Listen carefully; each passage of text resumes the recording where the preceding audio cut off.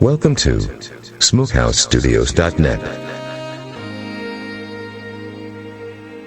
The in-studio broadcast feed is now live.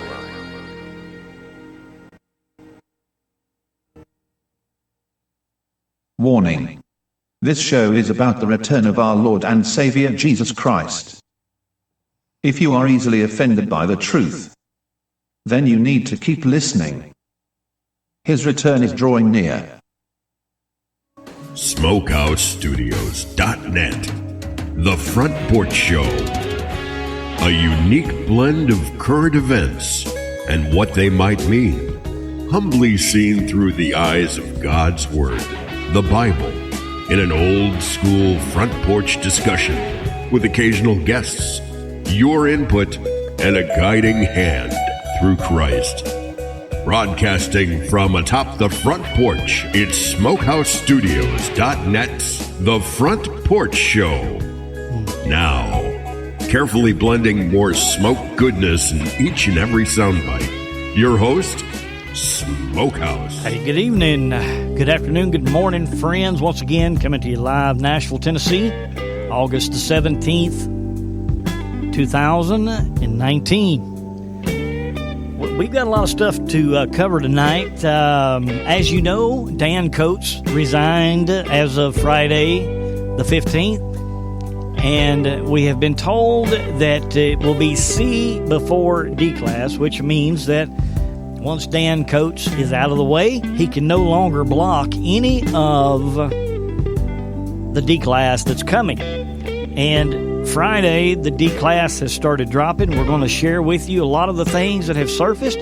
We have some breaking news on the Epstein D class that's coming out with Prince Andrew and a 9-year-old. So yes, the D class is happening. The Democrats are going nuts. We're going to go and look at Portland, Oregon, friends. As you know, Antifa and the Patriots are squaring off in Portland, Oregon. We're going to talk about the Antifa attack on the ICE agents protesting outside of the ICE facility in Rhode Island this week. And we're going to look at good becoming evil, evil becoming good, how the criminals are getting away with everything, and yet it is the people that are doing good that have to defend themselves in a way to get around a corrupt and unsubstantiated government. Yes, we have a lot that is going on. The title of tonight's program is titled Truth and Consequence. What exactly does that mean? We have got to be strong in these days, friends, and it's the strength of the people that will persevere. If we go to Jeremiah chapter 5, verse 1, it says, "Run ye to and fro through the streets of Jerusalem, and see now if there be any that executeth judgment, that seeketh the truth, and I will pardon it." So, as we see the Hebrew prophet saw it, the greater danger which confronted their people was not the military might of the great enemy empires, or realize that danger was. Their greatest peril lay in their own interior rottenness. Does that sound familiar today? Do we have a parallel shaping up here? The problem laid in their own interior rottenness. History is full of examples, including modern ones that we can see today, how we are being destroyed from within. But we have to look at what the prophet is saying here. But he didn't stop there. The hope of the nation lies in the people who love justice and seek the truth. So great is their power for good that the prophet says that if one such would be found, he shall be enough to save the city of Jerusalem. I want you to consider that for a moment. We're going to read a little bit of Jeremiah 5 to back this up. But if there was just one person of faith doing right, seeking judgment, then God would save a city. The chief bulwark of any nation, without which all other bulwarks fail, is the character of its people, men and women who love justice so much that they practice it, who love truth so much that they believe its presence to lies. And although there be what they want to believe. So when we see these evil, corrupt acts and judgment being brought against all of this, it welcomes a sense of justice. Is justice going to be served, though? Nor dare we escape the personal reference of these words of Jeremiah. They march right up to you and me, and they ask us what we are going to do about it. A majority isn't needed. Just a few, friends. Just a few. That's all that is needed for justice. A start can be made with you along. And in this story, the king of Israel called Elisha the chariot of Israel and the horsemen. So everyone is that. Executeth judgment that seeketh the truth. So when we go to Jeremiah 5, now, there are consequences. There's truth and there's consequences, hence the title of the program tonight.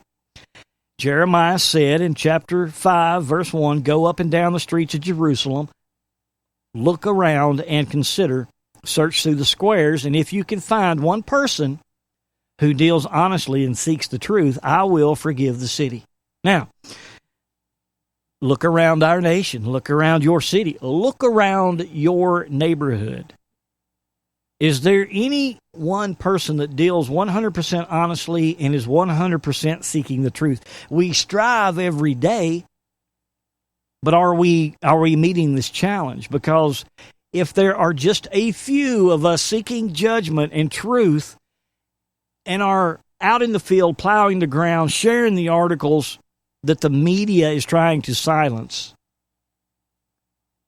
seeking judgment and truth, God will save and forgive the city.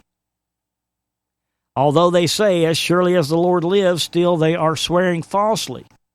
So are we striving hard to find the truth, but yet we're still out there swearing falsely against our neighbors, speaking vainly against those that we're supposed to pray for? Do you see what I'm saying? Now, I'm not trying to cower down here. I'm just telling you how it is. There is commandments and laws of God that we must follow. We must pray for those in these situations, such as the criminal elite. Yes, we need to seek judgment, but we need to pray for them as well. Are we praying for them? I'm guilty. I'm not. So is God going to recognize us as the one person that's really dealing honestly and seeking the truth? Or are we still out there swearing falsely? This is why, if we are seeking the truth of the judgment to come, we must obey the word of God. Jeremiah chapter 5 verse 3 says, Lord, do not your eyes look for truth?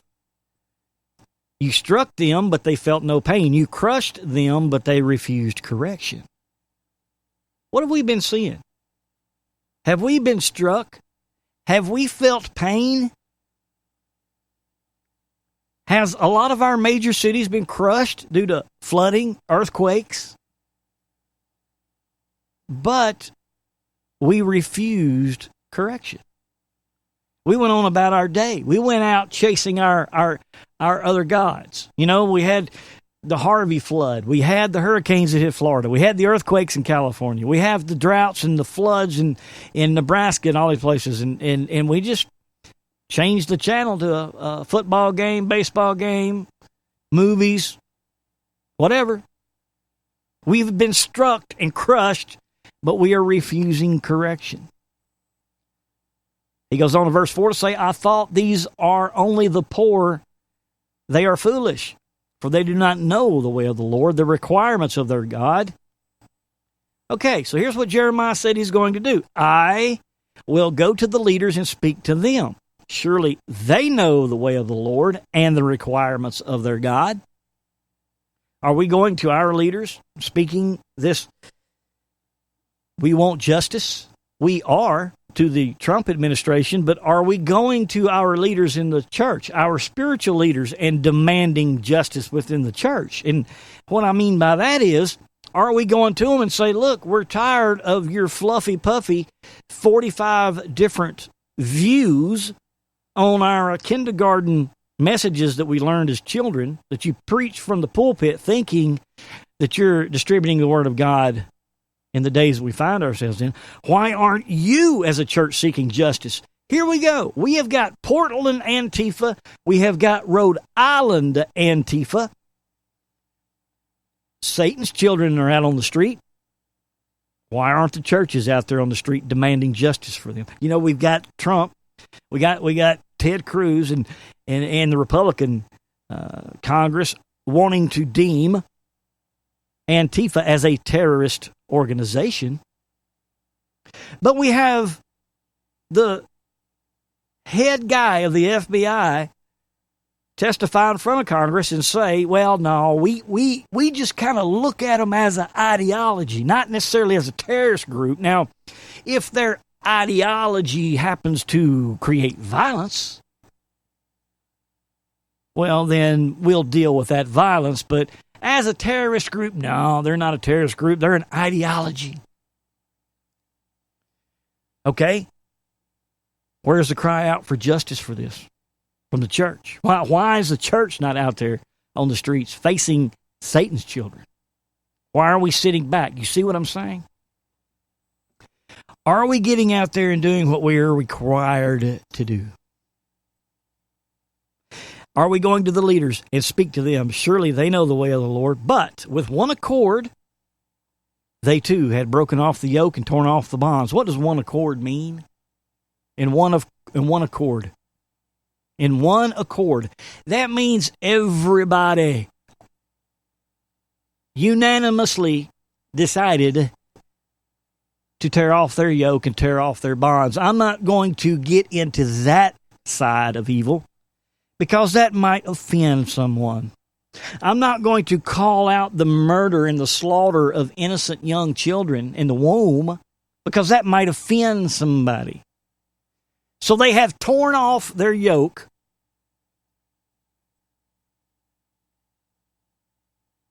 It's drowning out. Okay. I have downloaded a beta version of our phone system. I'm getting a message that my audio is a little distorted. If it is a little distorted, just hang up and call back in and see if that clears it up. Sorry about that, friends. This is a new trial. So if you're not hearing clearly, hang up and call right back in, and it should clear up. But with one accord, they're doing this all at one time. Everybody. And therefore, a lion from the forest will attack them, and a wolf from the desert will ravage them. A leopard will lie in wait near their towns to tear them to pieces. Any who venture out, for their rebellion is great, and their backslidings are many. Our backslidings are many. Not only us, but our spiritual leaders and the leaders that lead this nation. So, in verse 7, he says, why should I forgive you? Your children have forsaken me and sworn by gods that are not gods.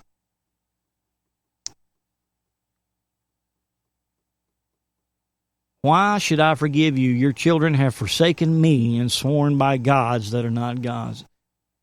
See, we have forsaken God when we are not seeking justice with all of our heart, souls, and mind. We are forsaking God when we don't obey His commandments. When there are people in need, our Christian duty is to go out and help these people.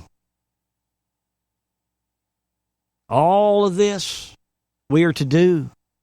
All of this we are to do, but we don't. We turn to our television shows and our sports teams when these disasters happen, and we're chasing other gods.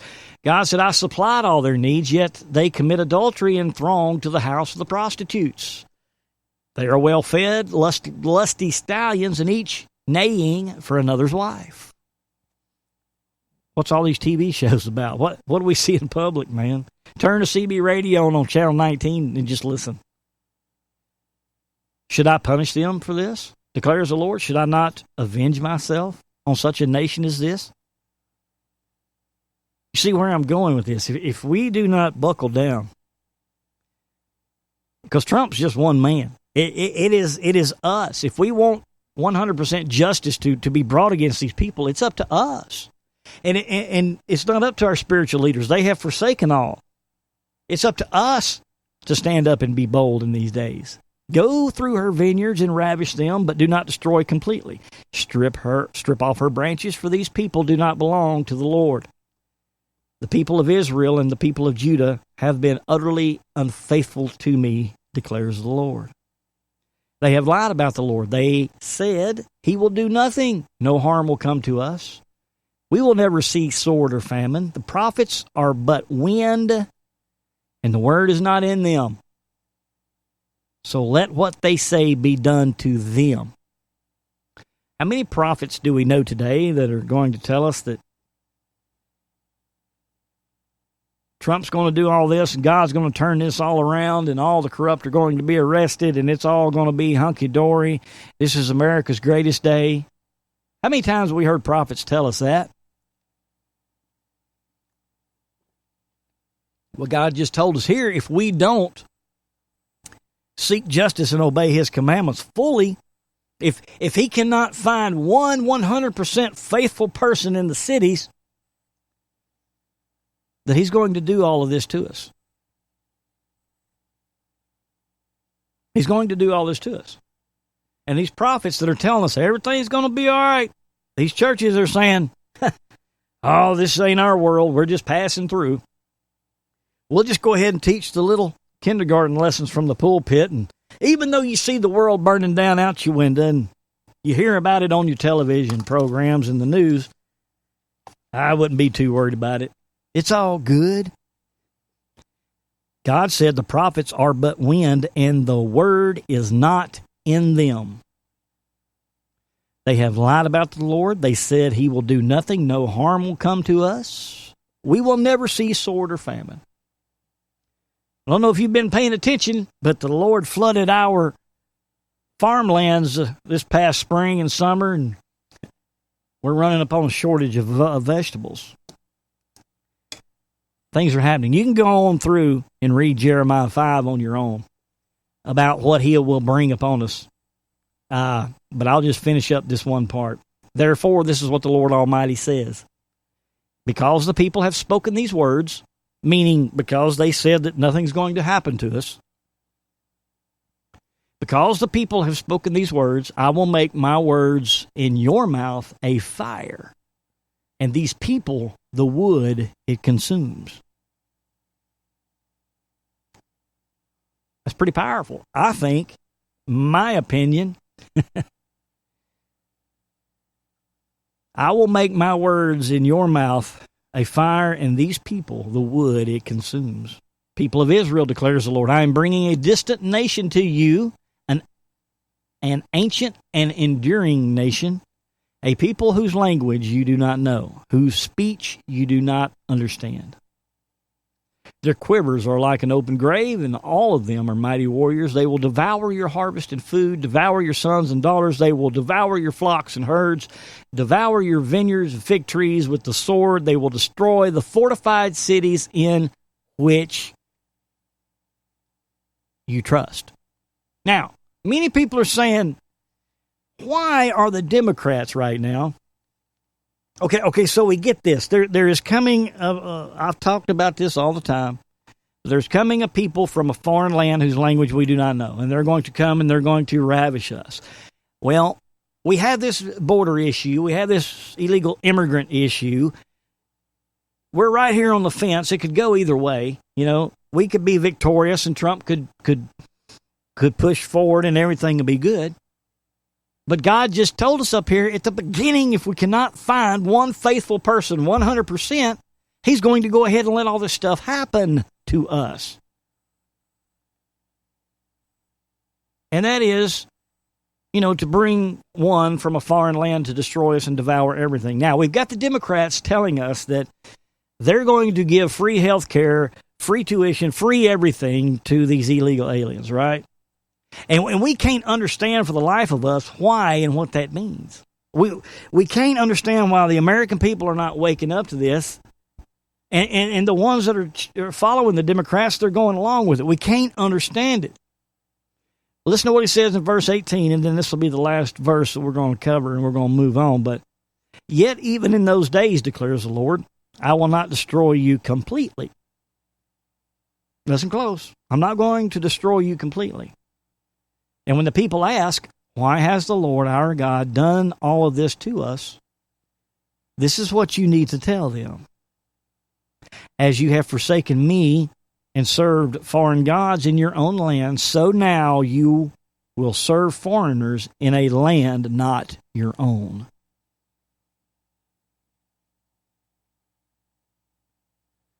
Let me say this again. As you have forsaken me and served foreign gods in your own land, so now you will serve foreigners in a land not your own. Have we forsaken God? Have we served foreign gods?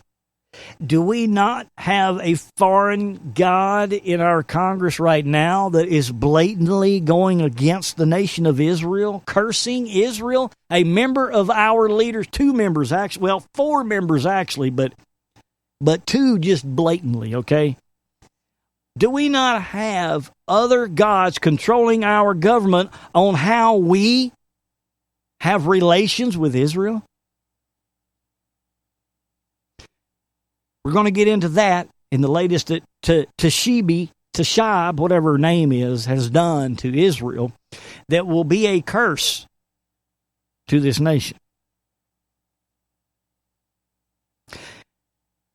We are allowing foreign gods to dictate to us how we are to be. See, we're cowering down behind this tolerance and acceptance and politically correctness and this liberal progressive movement. We're not standing up against it. And it's costing us dearly. Whoop, hold on just a second here. Sorry about that, people. Friends. I thought I had quietened that down.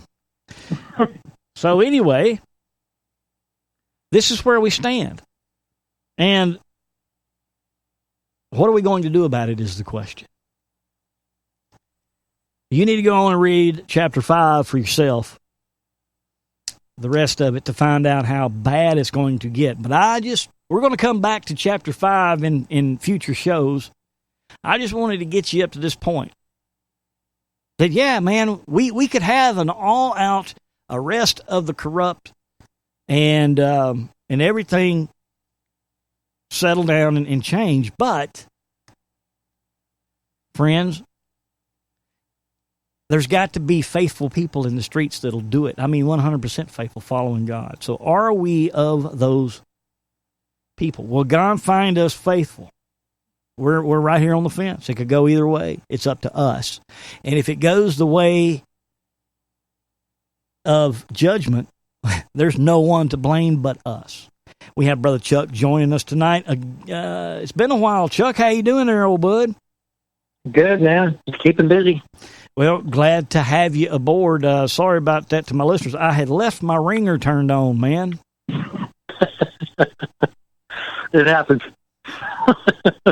Well, and I found out what the problem was. See, when you have it plugged into the board, and you mute the ringer at the phone itself, then the ringer will play through where you have it plugged into. And I had your channel turned up when you called in. That's why it rang.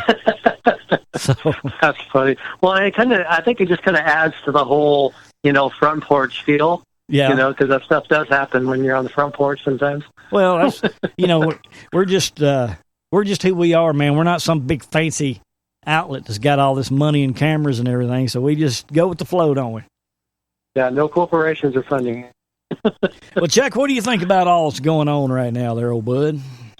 Oh, gosh, that's a pretty big question. I'm just, partially amazed, partially not, just because we kind of know, have a pretty good idea of what's going on. But, just blowing this whole which you've already covered or what you're going to cover, but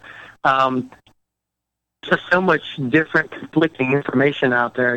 One that says he did commit suicide when he doesn't, and that's, I won't go into that. You're not really covering that right now. Yeah. But just asking what I think about what's going on. Yeah, I'm amazed, man.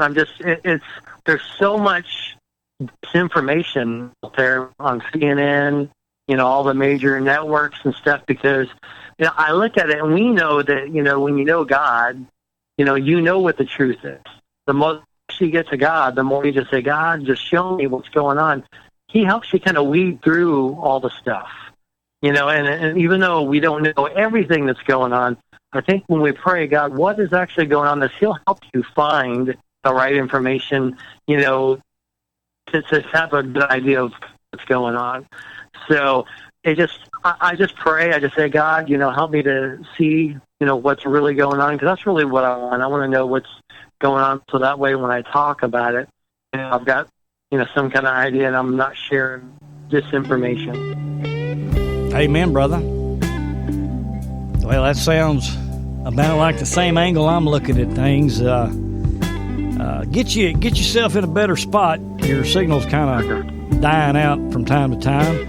And right. When we come back from break, we're going to jump into this Tashib and Omar cursing Israel, because I think this goes hand in hand with what just happened this week in Israel. A lot of exciting things happening in Israel. And the enemy is bombing Israel as well, again. Wow. Yeah, so, yeah. We're going to ease it over and take a quick one, friends, and y'all let me know if the new phone system is sounding as it should, now that you've called back in. Chuck, we'll be right back after this, all right, man? We'll catch you later.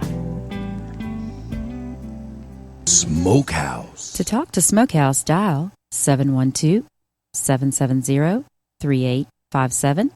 That number once again is 712-770-3857. Then dial 252-380, followed by the pound sign. Call in to join the show. SmokehouseStudios.net. God is among us. The door to the ark is slamming shut.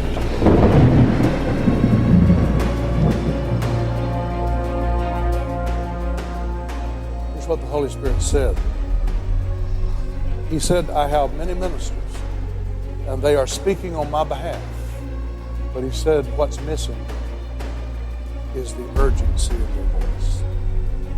These mega churches are really cognizant not to offend people. And they're really careful when they get up and preach to people that everybody leaves out there feeling really good. Preachers refuse to preach on the coming of Jesus Christ. Where's the urgency? I have never seen America in the place where we are right now. If you think that all the persecution is going to remain in Iraq against the Christians, you better think again. It's already coming into this country right now. If we don't tell people what they need to hear, God's going to hold us accountable, and their blood will be on our hands. Whenever we preach, we've got to preach with an urgency in our voice that we need to be right with God if anything should happen to us. There's things right now in motion that may change our nation almost overnight. And for me to stand here and act like everything's all right, I can't do that. The politicians in Washington can do that and lead you to believe that everything's going to be okay. But in the house of God, there's got to arise a siren that says, blast, blast, blast, attention, attention, attention. Things are changing, and they're changing quickly. We've got to have preachers in the pulpit that will say, watch out! Warning! Warning! Red light! Warning! People know something's going on in the Middle East. They know something's going on in Iraq, in Iran, in Damascus. They know about Iran. And people that's not even scripturally literate are trying to answer these things, and they're missing in a million miles. And God's saying to the preachers, get up and tell them. It's time to talk about what God's doing. People are seeking the Lord. People are seeking Christ. And if they don't find Him in the church, where are they going to find Him? I have a question. Where is the urgency?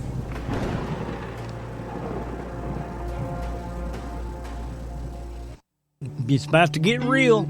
Okay, the latest coming out of Portland right now is there's been 13 arrests as police declare a civil disturbance.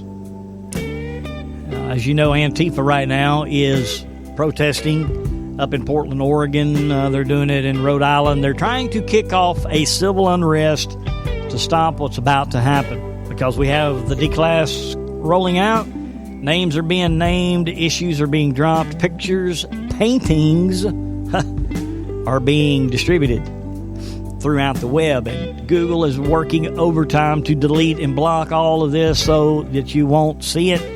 And I do believe they're trying to kick off some sort of civil unrest. But Portland police made arrests around town, 13 by 3:30 p.m. They're 2 hours behind us. That would have been about an hour ago. Including black-clad protesters breaking the windows out of a bus that was said to carry Proud Boys supporters. One person arrested on the east side was bleeding from the head. Elsewhere, a large group of left-wing protesters encircled a man and what appeared to be a young girl in American flag garb, taunting, threatening, and chasing them. Police, who counted more than 1,000 demonstrators, said they were scrambling to continue to try to keep the opposing groups apart. They also reported 4 injuries, all minor, including a officer found hurt and sent to the hospital. At 3:30 p.m., with the clashes abating, a group of left-wing protesters gathered at Pioneer Square and streets near it, where they continue to march and chant, blocking streets, blah, blah, blah, on and on it goes. So, apparently, right now, as it stands, Antifa, the left, are the ones that are being violent, hurting people, hurting police, busting windows out of buses. But the head director of the FBI will not call them a terrorist group. This is just an ideology. That's all it is, Chuck. It's an ideology. Does he like how it's interesting because I was thinking about this today. You know, the Bible says that they'll call good evil and evil good. And you think, okay. And in some cases, they actually do say, hey, you know, this is good, this is evil. But really what they do is they just slap a label on it.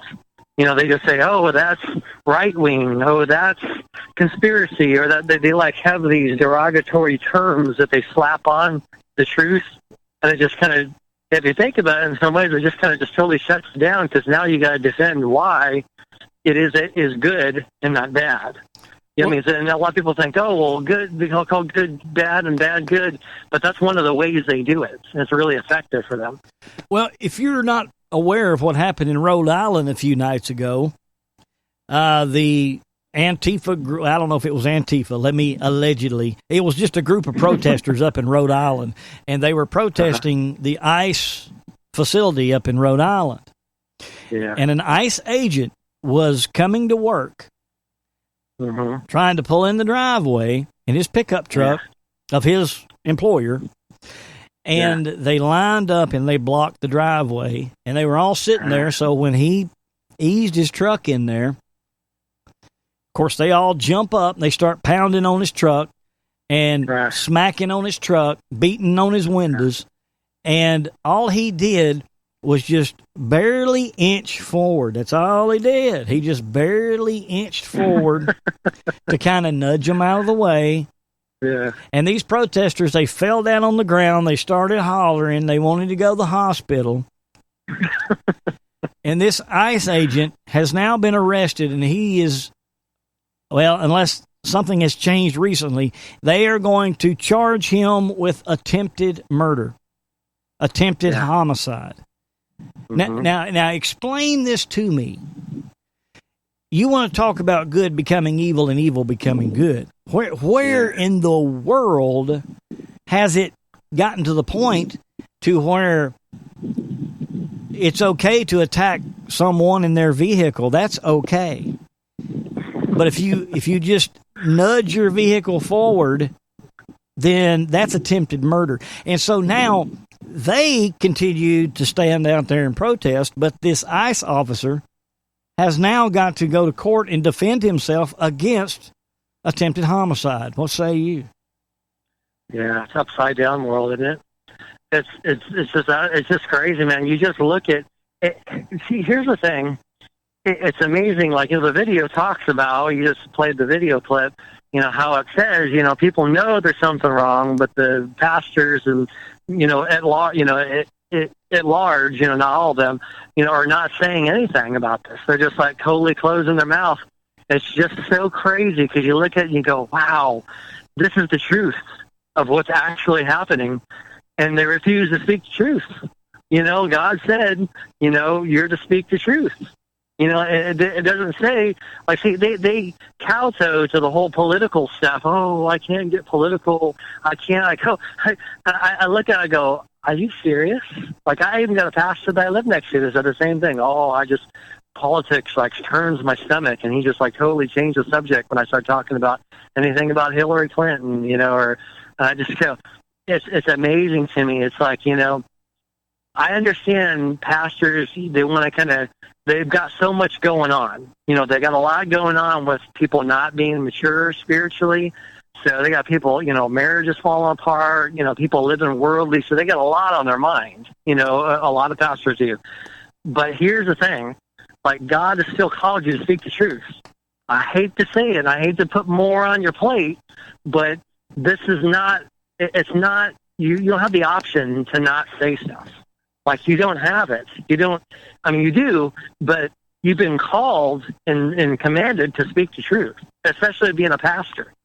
So, like you said, we have to speak up because a lot of them just are refusing to do it. They're going, oh, well, separation of church and state, I'll lose my 501c3 and, whatever the different random excuses are. I don't want to get into Republican, Democrat stuff. Well, don't get into Republican, but just tell people what's going on. Well, here in chapter 5, it says, if you can find but one person, just one person, if you can find one person who deals honestly and seeks the truth, I will forgive the cities. And just like Chuck was saying, if these leaders aren't doing it, we're going to be the ones that they find who will deal in this honestly and seek the truth. Because all it takes is one, Yeah. And so, and getting back, and I've said this all the time, but these preachers that say, I don't get into politics. Mm-hmm. It tells us in Ephesians that we do not battle the flesh, we battle principalities. Mm-hmm. Do these spiritual leaders know the definition of a principality? The definition of a principality is a ruler of a government. That's what principalities are, man. Rulers of a government.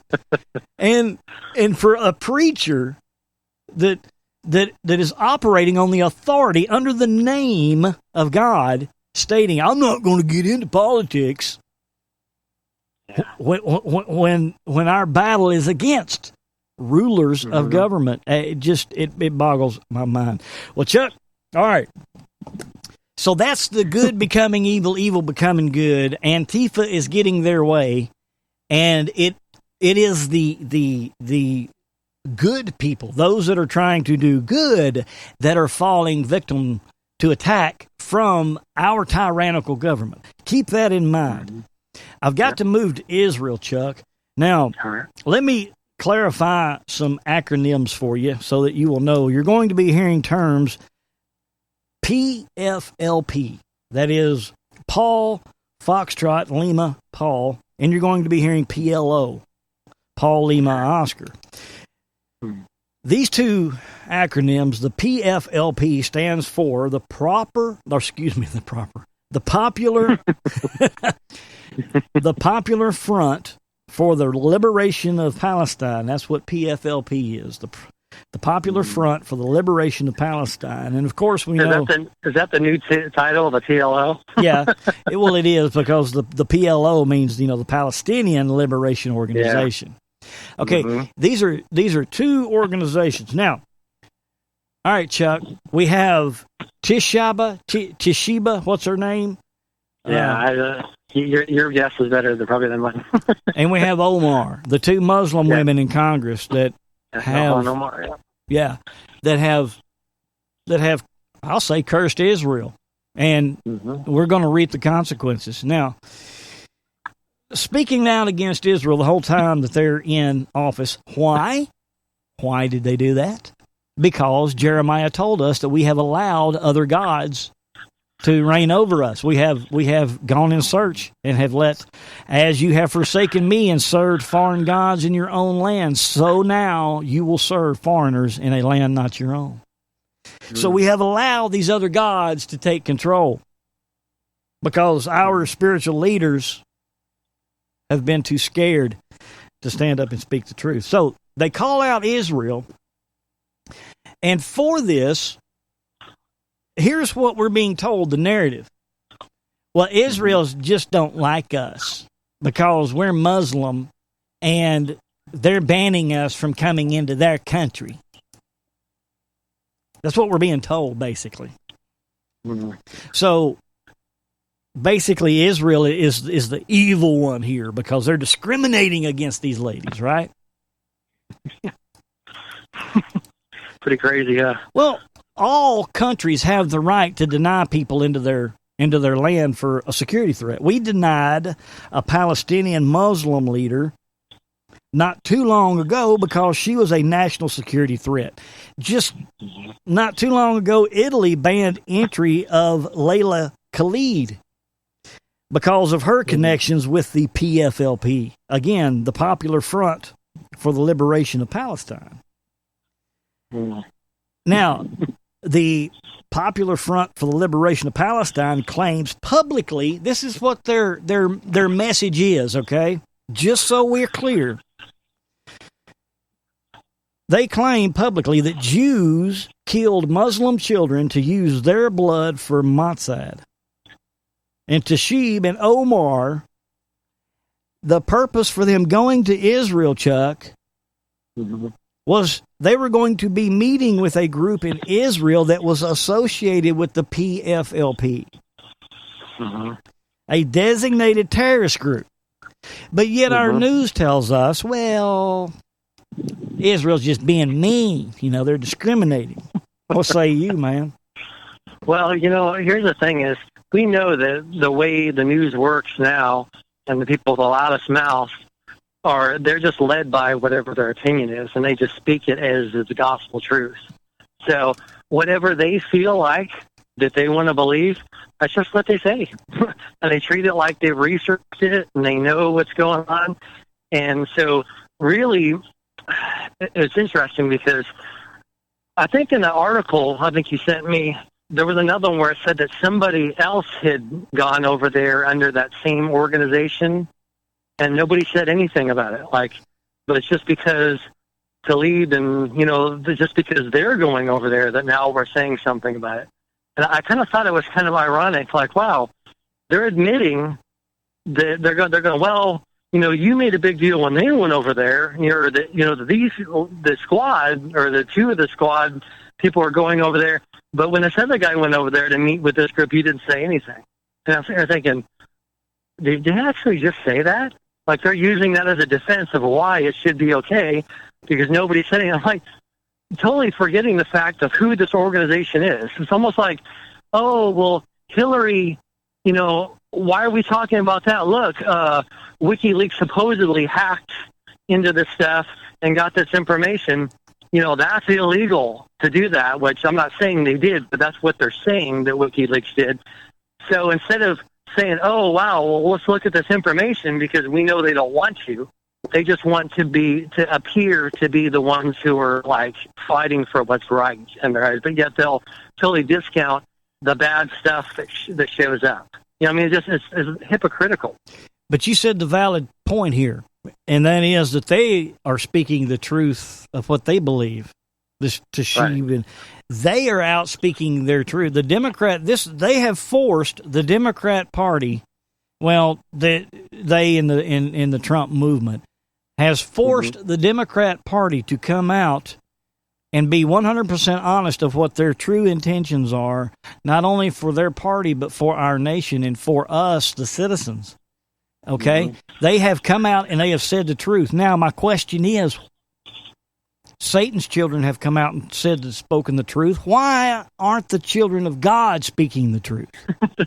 You see what I'm saying? Yeah, it's kind of crazy. It's almost like the rocks will cry out. Yeah. If we don't cry out, the rocks will cry out. So they'll even use Democrats. Yeah.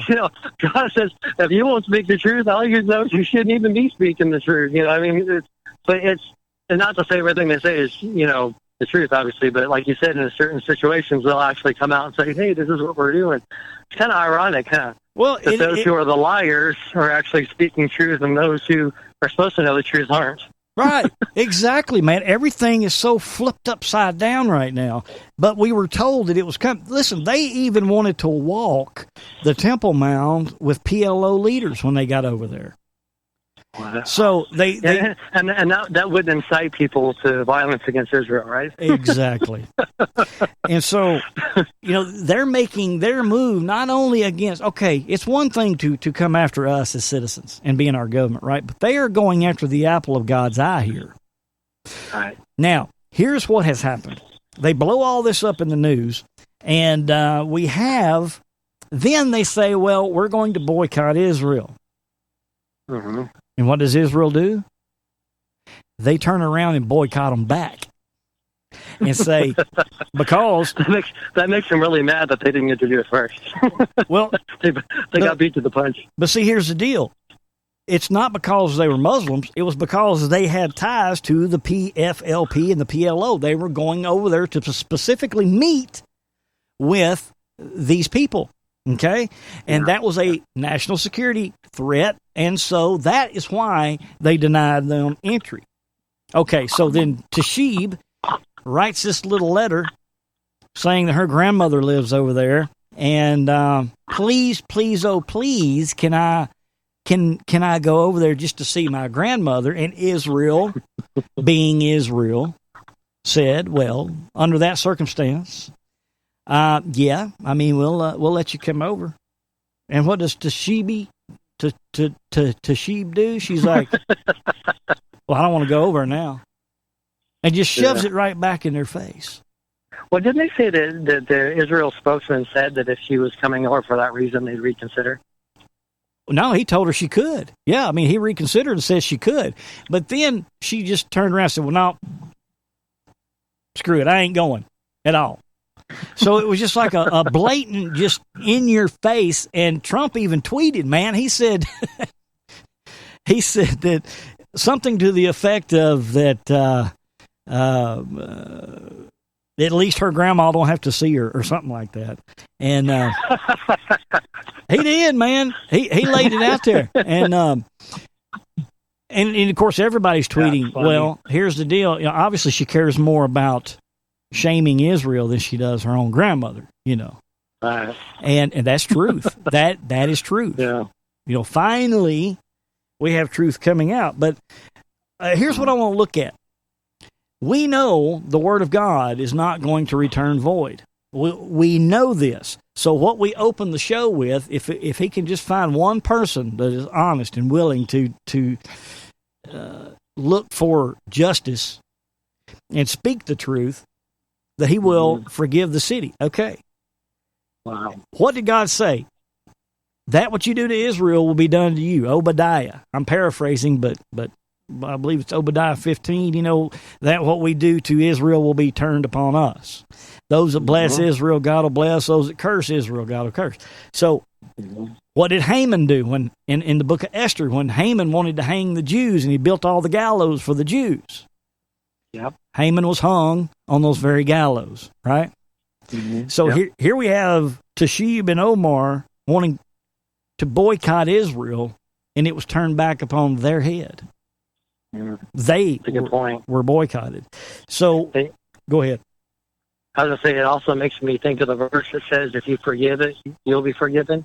If you don't forgive, God won't forgive you. Yeah. It's like, wow. That's when you think about, the man who owed money and the king forgave him, and then all of a sudden he went and found one of his servants that owed him a lot less. I think we talked about it on the show. I think you talked about it on the show. And then he turned around and said, "Give me that money. I'm going to throw you in prison." And thrown in prison, and everybody was like, "Whoa, what the heck? You know, you were just forgiven all this money, and you went after somebody else that owed you far less."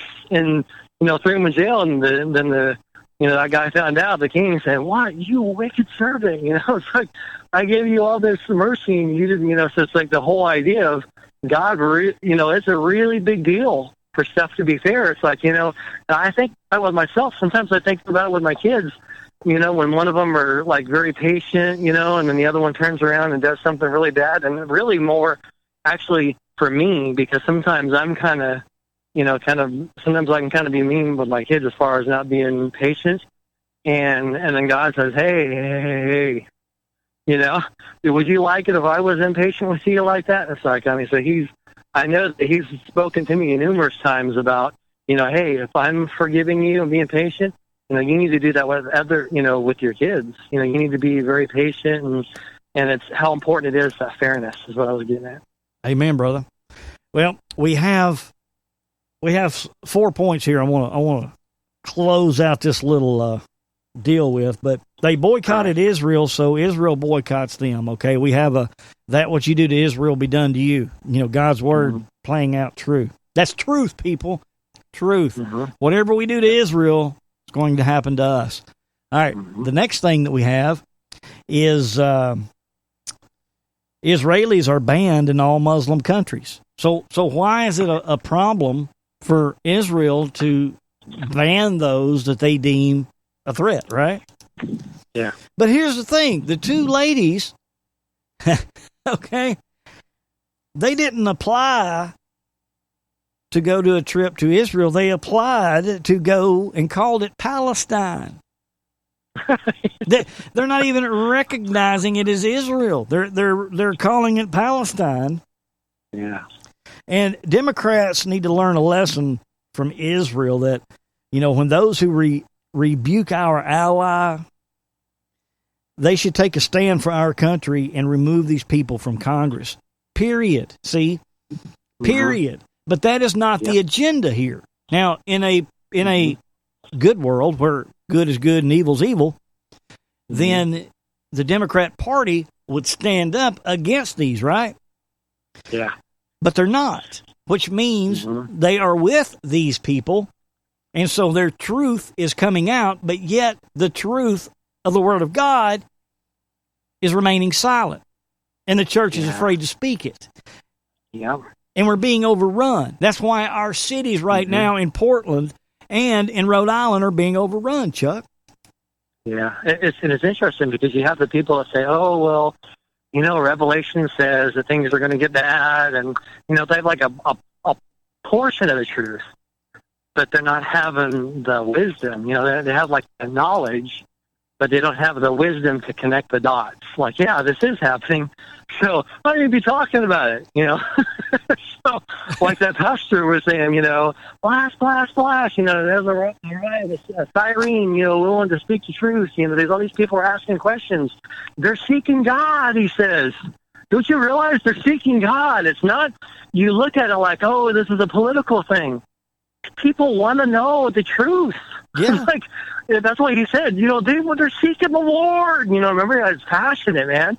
He said, don't you realize they're seeking God? Yeah. They're seeking the truth, because that's what people don't realize. When you speak the truth, no matter what you're talking about, draws people to God, because they naturally gravitate towards the Lord, and He's truth. So if people can lay a hold of that point, that it doesn't matter what you're talking about, if it's true, it helps people's mind to be clear, because that's really what's happening. Don't get the whole political garbage. Oh, I don't want to talk politics. You got to stop listening to Satan, because he's the one who's keeping people. Like, if you're a pastor and you're listening to the show, God help you if you're not speaking the truth, because God's going to hold you accountable. He's going to hold you accountable. Yeah, and He's going to hold us accountable at a higher standard, too. Yeah, especially if you know these things and you don't say something. Now, some of these pastors, they're kind of oblivious as far as, like they can see that there's stuff going on, but they haven't connected the dots because they haven't really been talking to God about it. And they're like, it's politics. I'm not even getting involved. So they're not even asking him about it. But some of them out there, they know what's going on. Yeah. And they're choosing not to say something. And there's a verse that talks to you. You guys, pastors listening to the show, people who know, it says, the wrath of God is coming upon the earth, his judgment against those who suppress the truth in unrighteousness. That's exactly what that is. You suppress the truth because you're afraid, you don't want to get into conversations and conflict with people. That people is called fear. You suppress the truth, and unrighteousness is self-centered, self-preservation fear. So no matter what, the way you cut it, that's exactly what it is. Now you have been given this word of what's true. What are you going to do with it? Amen. Amen. Is God going to find just one person willing to speak the truth, seeks the truth, and deals honestly? Because he said, I will forgive a city.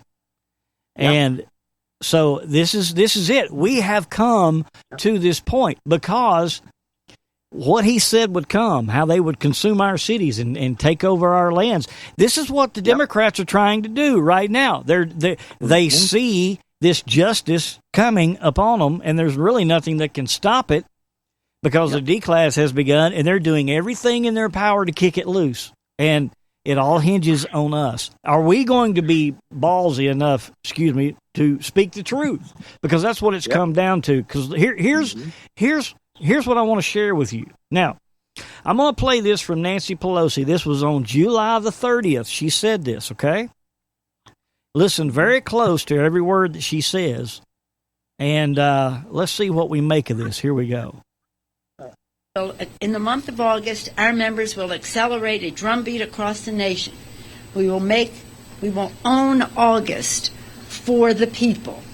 We will own August and make it too hot to handle for the Senate not to take up our bills. Cleaner government for the people, too hot to handle. We're going to own August.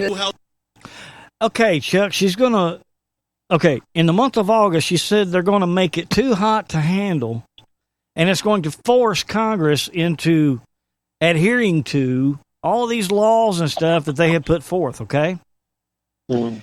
Now, how many times did she... Let's listen to it just one more time. Just listen. In the month of August, our members will accelerate a drumbeat across the nation. We will own August for the people. We will own August and make it too hot to handle for the Senate not to take up our bills. Cleaner government for the people, too hot to handle. We're going to own August. Okay, so they are going to own August, and she says they're going to make it so hot that we can't stand it, and they're going to have this drum beat to push it all. Now, when you hear of drum beat, you think of war, okay? Yeah. Now, here is my question I want to ask you, Chuck. How are they going to make it too hot to handle? They're on vacation during the month of August. They're not even in office doing anything. So how in the world are they going to make it hot to handle when they're not even here? They're in other countries vacationing. Two thoughts come to my mind. One, she's so delirious that she's trying to convince herself that they actually have the ability to do that. That's the first one. She's living in La La Land. The second one is they have some plan to use other people, which they always do, Tifa, and other individuals and stuff. That's what first comes to my mind, or that's what the second thing that comes to my mind. That's the more prominent one now. All right, so what happened the minute they left and they went on vacation? We started having the El Paso shooting. We had the Dayton shooting. Yeah. We had the shootings in Philadelphia where I believe it was 8 officers that got shot. And the crowd was protesting against the cops who were keeping them safe during this shooting. How many Walmart encounters have we had since then where armed citizens have defended those that have come in to try to attack. So it's very evident. Look at these Antifa protests in Portland and in Rhode Island. Oh, yeah, they are turning up the heat. They are making it hot on us, and they told us exactly what they were going to do. You know what's interesting, too, brother? I mean, to interrupt you, is the people that I know, like the Christians, with the exception of yourself and a couple of people I go to church with, even prominent Christians who I know love God, it's evident by the way they're living their life and what they're producing. Even a lot of these people, when you start talking about Epstein and how he might have, been, like a conspiracy theory type thing where he actually didn't die, or like you start questioning all these things, they get so critical of anybody who has any kind of suggestion like that, that's so crazy, conspiracy. And these are people who love God. And I don't doubt they do. I don't even doubt their salvation because they're doing that. But I'm thinking, if the devil can cause such, not a hostility, but like just such a negative attitude towards people who are honestly just questioning what's happening because stuff isn't lining up, I'm thinking, what can you do to people who don't know God? It makes it so easy because these people, their mind is so warped, they'll believe whatever. They'll believe whatever they want to believe, like whatever's in their mind. Oh, that sounds stupid. So, yeah, it's just stupid to them. So it's amazing. The reason I say that, it's amazing to see that this is a time we're in that facts don't even matter to people, and they're almost like have an animosity towards anybody who's just like looking for the truth. It's crazy. I know that. But where is the accountability? You can even look at the Trump side of this. Trump, do something, man. They've done called out the violence. They done told us what they're going to do, and they're doing it. They're turning up the heat. So do something about it, And all we're being told is, well, just let the D class happen, and it's coming out. I know. I'm just getting frustrated. I'm tired of waiting, because. Go ahead. Go ahead.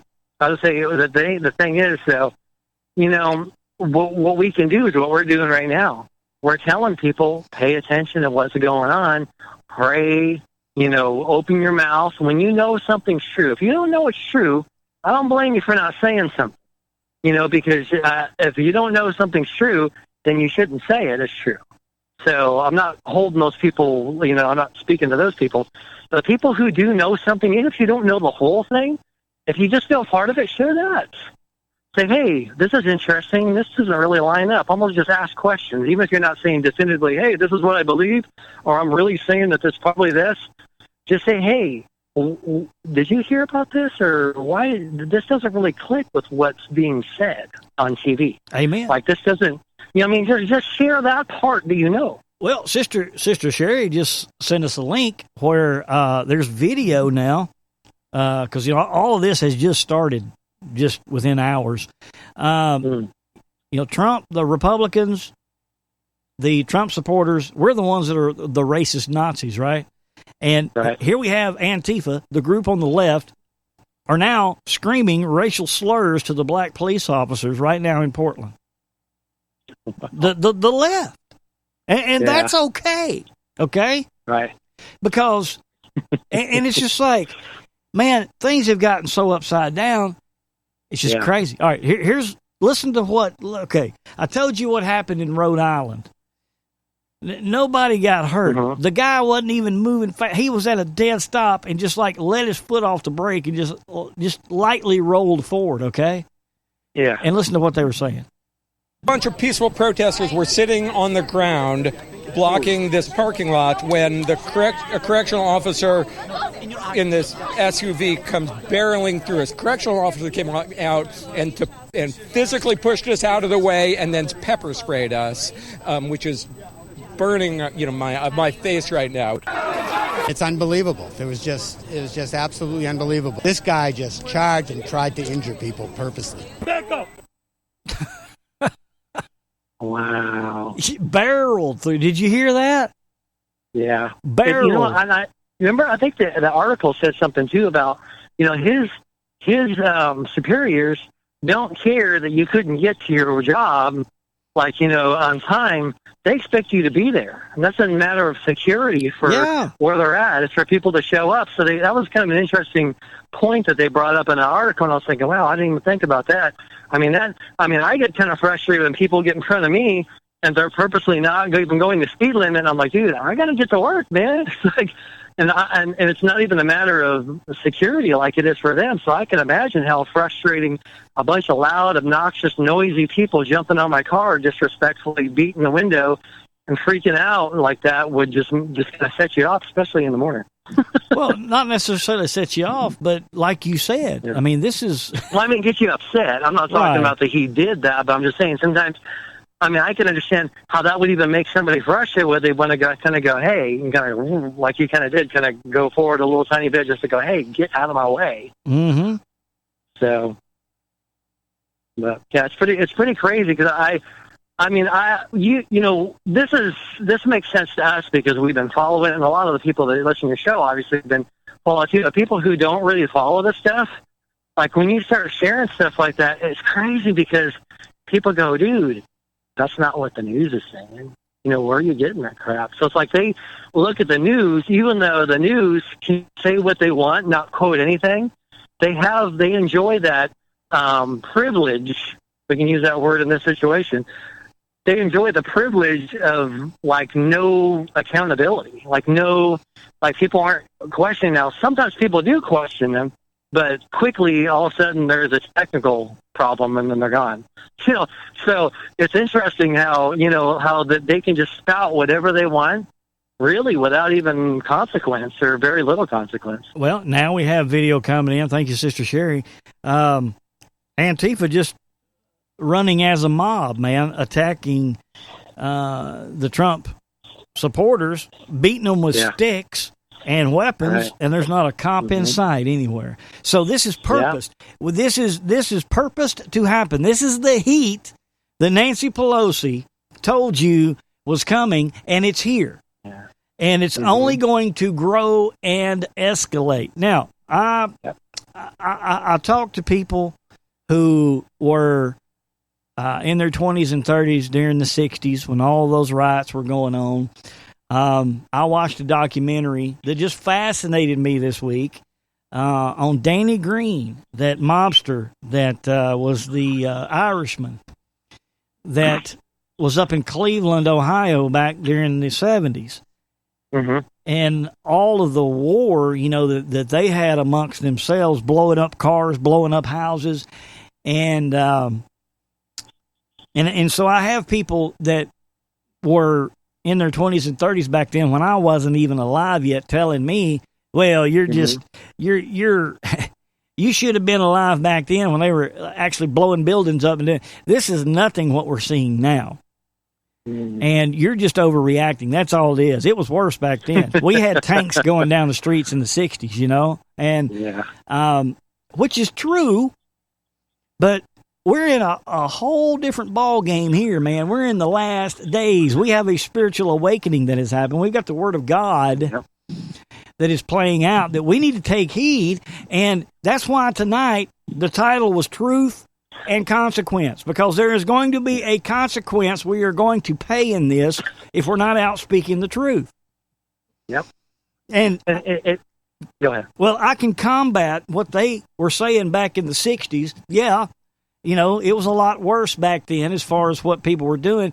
But we actually had a church that was speaking the truth. We actually had people of God that stood an oak on the Word of God that were preaching it from the pulpits then. We don't have that now.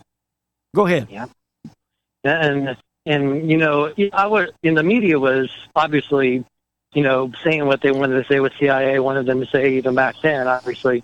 But it's crazy because at least back then it seemed like if somebody made a statement on any particular issue, you could be able to kind of, there was some type of how you'd say it, like an ethic to them, like that they would actually look stuff up, not in every single circumstance, but it seemed like they'd say something and it was not as like their opinion. or just them quoting somebody else alone. Like actually they had researched something. Where now they don't even research stuff.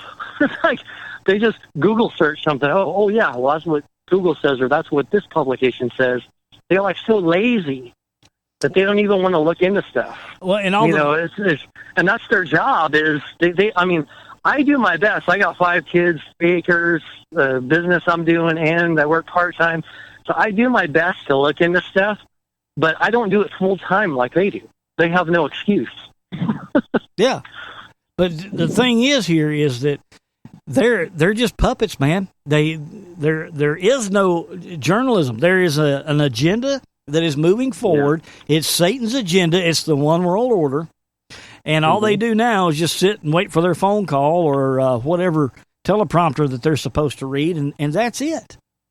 And it's consuming. Google is taking over. It's a monopoly. They're going after. They're openly telling us by these whistleblowers that they're going after the elections. They're going after the 2020 elections. They're going to stop this movement at whatever cost. And Trump said we're going to look into antitrust laws and all that. But friends, we told you exactly what the Word of God said, the truth.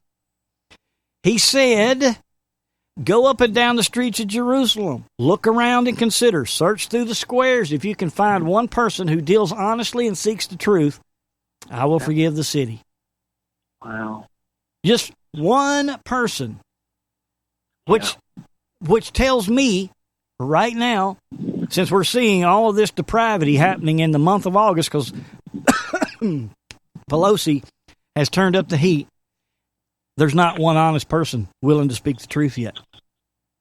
Wow. That's frightening. Pretty sobering. It's like, well, but the thing is that it's amazing to look around at the different things that happen when people aren't walking with God, like just in everyday life, how it affects business, commerce, like all that stuff. And you go, wow, it's amazing because you have people, like there's more things that happen, like, say for instance, I haven't looked this up, but I'm saying as far as just hypothetical, like say you hear something on TV, like say, hey, there's more airplanes crashing, or this is happening, that's happening, people falling asleep. I did hear that before, that some of the tower people, have been like overworked or, and then they're like falling asleep.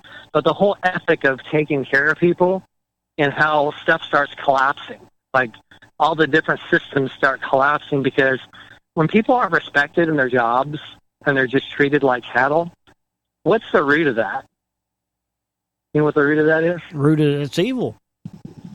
Well, exactly. But like as far as the manifestation of it is, you have a boss that doesn't care about you, thinks the worst about you. You don't show up. Now, there are people who don't show up and they deserve some of the stuff. But there's a lot of people that I see that show up, work really hard, and they're just not appreciated. And people just say stuff to them because they know, or like behind their back, because they know they're good people and they're jealous of them.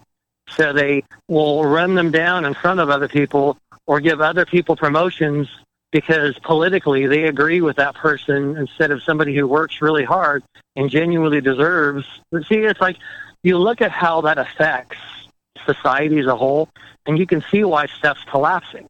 It's not, they make it about politics, but really the core of it, like is the moral breakdown, the moral fiber breakdown of society, because people don't honor God.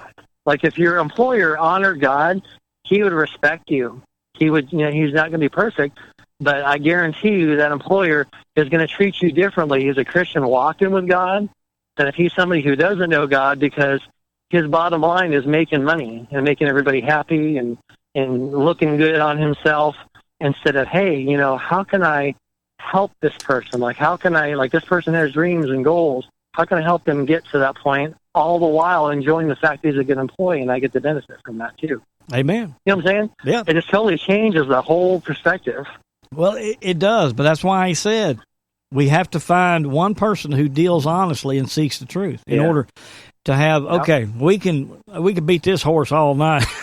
Right. I didn't mean to. It just kind of made my ADD kicked in, but it was just the whole idea of, when you see the whole world kind of starting to go down, you can tie it into the spiritual. Like, people make a big deal, oh, well, this has always happened, that's always happened, there's always been bad people, blah, blah, blah. You know, they always try to explain stuff away. Right. But to me, it's like, if this stuff's happening, it doesn't matter whether it always happens or not.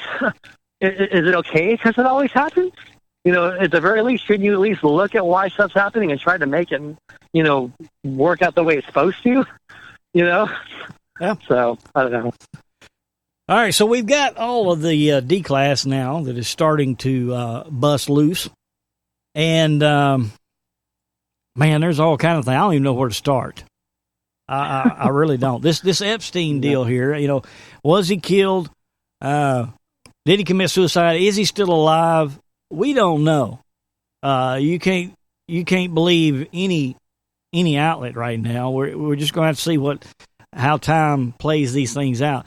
But what we do know is that these things are coming out, and keep in mind there was what was his name? He was the former Inspector General under Obama. McCullough, I believe, was his name. Mm-hmm. And this is an interview that he did with Margaret a while back. And listen to what he said. Just this is under the Obama administration. Check this out. Even though the FBI email investigation was far from complete, the Clinton campaign nailed down its talking points. Was there an effort to deliberately mislead the public about the classified emails? Absolutely. There was an effort certainly on the part of the campaign to mislead people into thinking that there was nothing to see here. Frankly, the thing that disappointed me the most was the president saying, there's classified and then there's classified. A lot of people in the intel community spend a lot of time keeping secrets secret. And to sort of inject that sense of confusion into people, I don't think was altogether responsible. As Election Day approached, McCullough says the threats went further, singling him out and another senior government email investigator. You were given a warning? It was told that we would be the first two to be fired with her administration. That was definitely going to happen. Is that how it's supposed to be?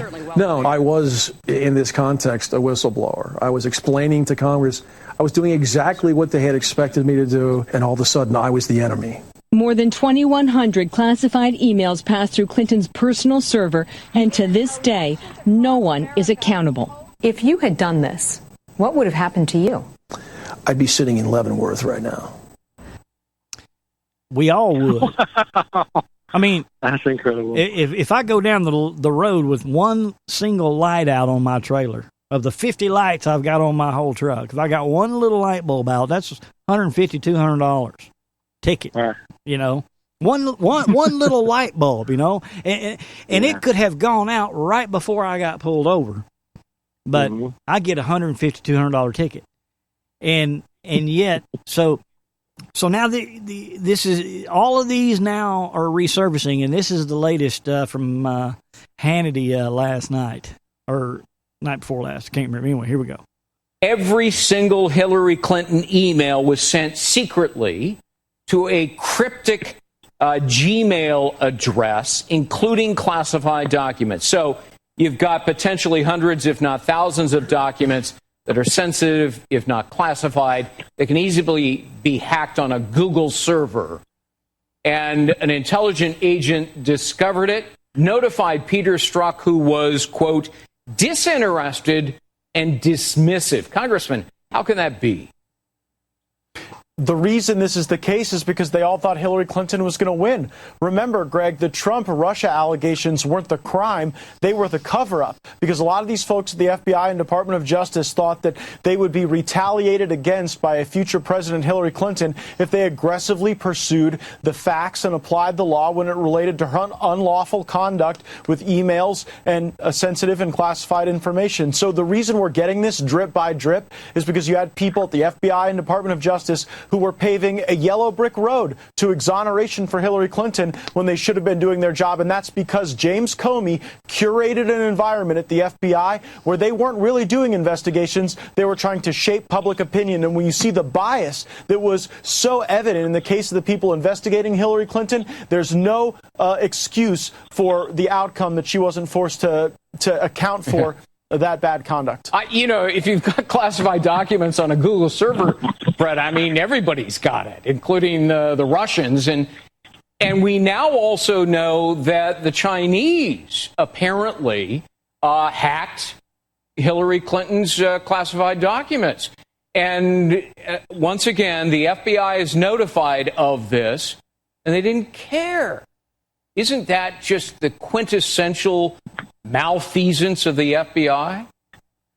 Well, I know 100 agents and executives of the FBI that would have reacted differently than Peter Strzok did, and would have been, placed this at the top of their priority list. Bottom line on classified information, think about this, Greg. Taking any classified information and mishandling it. To summarize what our laws state, mishandling of classified information is a crime in this country. Perhaps the only one that's a bit relieved tonight is Hillary Clinton, because the story doesn't seem to come back to focus on the fact that she has a private server, and these emails are on a private server. And those emails end up going to a more public place. By her instruction, you have to believe it's by her instruction. She hired the company, and they put it on that public place for anyone to potentially see it. And let's face it, right now and back then, China is absolutely one of our top threats to this country's national security. In China, in Hong Kong, there are the protesters that are rising up against tyranny there in their nation, waving American flags and playing the national anthem. So this spirit right now is rising. And so on one hand, we're seeing evil prevail, but we're starting to see a transition. Now, if they're going to pass red flag laws in these liberal cities, okay, and you can go into someone's home and confiscate their weapons without due process, just on a whim, they could be dangerous. Well, then why would it not be the same if we have all these allegations? Why can't we just go and round these people up and then give them their due process later? But that ain't the way it's working, man. You have a point there. The good people, everything has changed. It's good become evil, evil's becoming good, and the good people are the ones that have to basically follow laws and at times are guilty and have to prove their innocence. But the ones that are... Go ahead. Go ahead. I say what's interesting is it's amazing how they're so selective with who they enforce the law on and when they decide to break the law. Like, it's like, okay, we'll break the law because this is a just thing to do. It's like they throw it out the window, the whole respect for the law, when it suits their purpose. But then at the same time, they'll fight tooth and nail for a law when they know it's going to benefit them. Not because it's truly the right thing to do. It's really that they really believe in it. It's just because in this situation, it will benefit them. Their selfish hypocrisy, like the Bible talks about, they'll be lovers of, their own bellies, like they'll live for their own desires. They hate the rules, they hate their parents, they'll kill their parents, and just all these, things that the Bible talks about. That's exactly who these people are. Mm-hmm. And it's not just happening here in America, friends. This is happening globally. Now, we've got Theresa May. She couldn't pull off the Brexit. And now they put Boris in power. And he stated, yeah, man, we're going to Brexit. We're going to leave the EU. And the EU says, no, you can't do it. And they said, no, we're going to do it anyway. And then now they're saying, well, now we're not going to Brexit. And as this D-class continues to happen. The Daily Mail is reporting that secret documents may help prove that the UK is paying terrorists with taxpayer cash as government loses battle to keep files under wrap. Aid money said to have funded salaries to Palestinian terrorists jailed in Israel. Monthly payments between $400 and $2,000 came from Palestinian Authority. Recipients reportedly include master bomber Abdul Barghadi, who was jailed after attacks that left 67 dead. And so the government has lost a battle to keep back this secret document. And it's coming out. So, okay, we're seeing things come out now. But what's it going to lead to is my question, because we heard from the Word of God that if we cannot find one person who deals honestly and seeks the truth, then judgment's going to fall upon us. Yeah, there's no hope for people. There's at least one person. Right. That's that tipping point. Amen. Amen.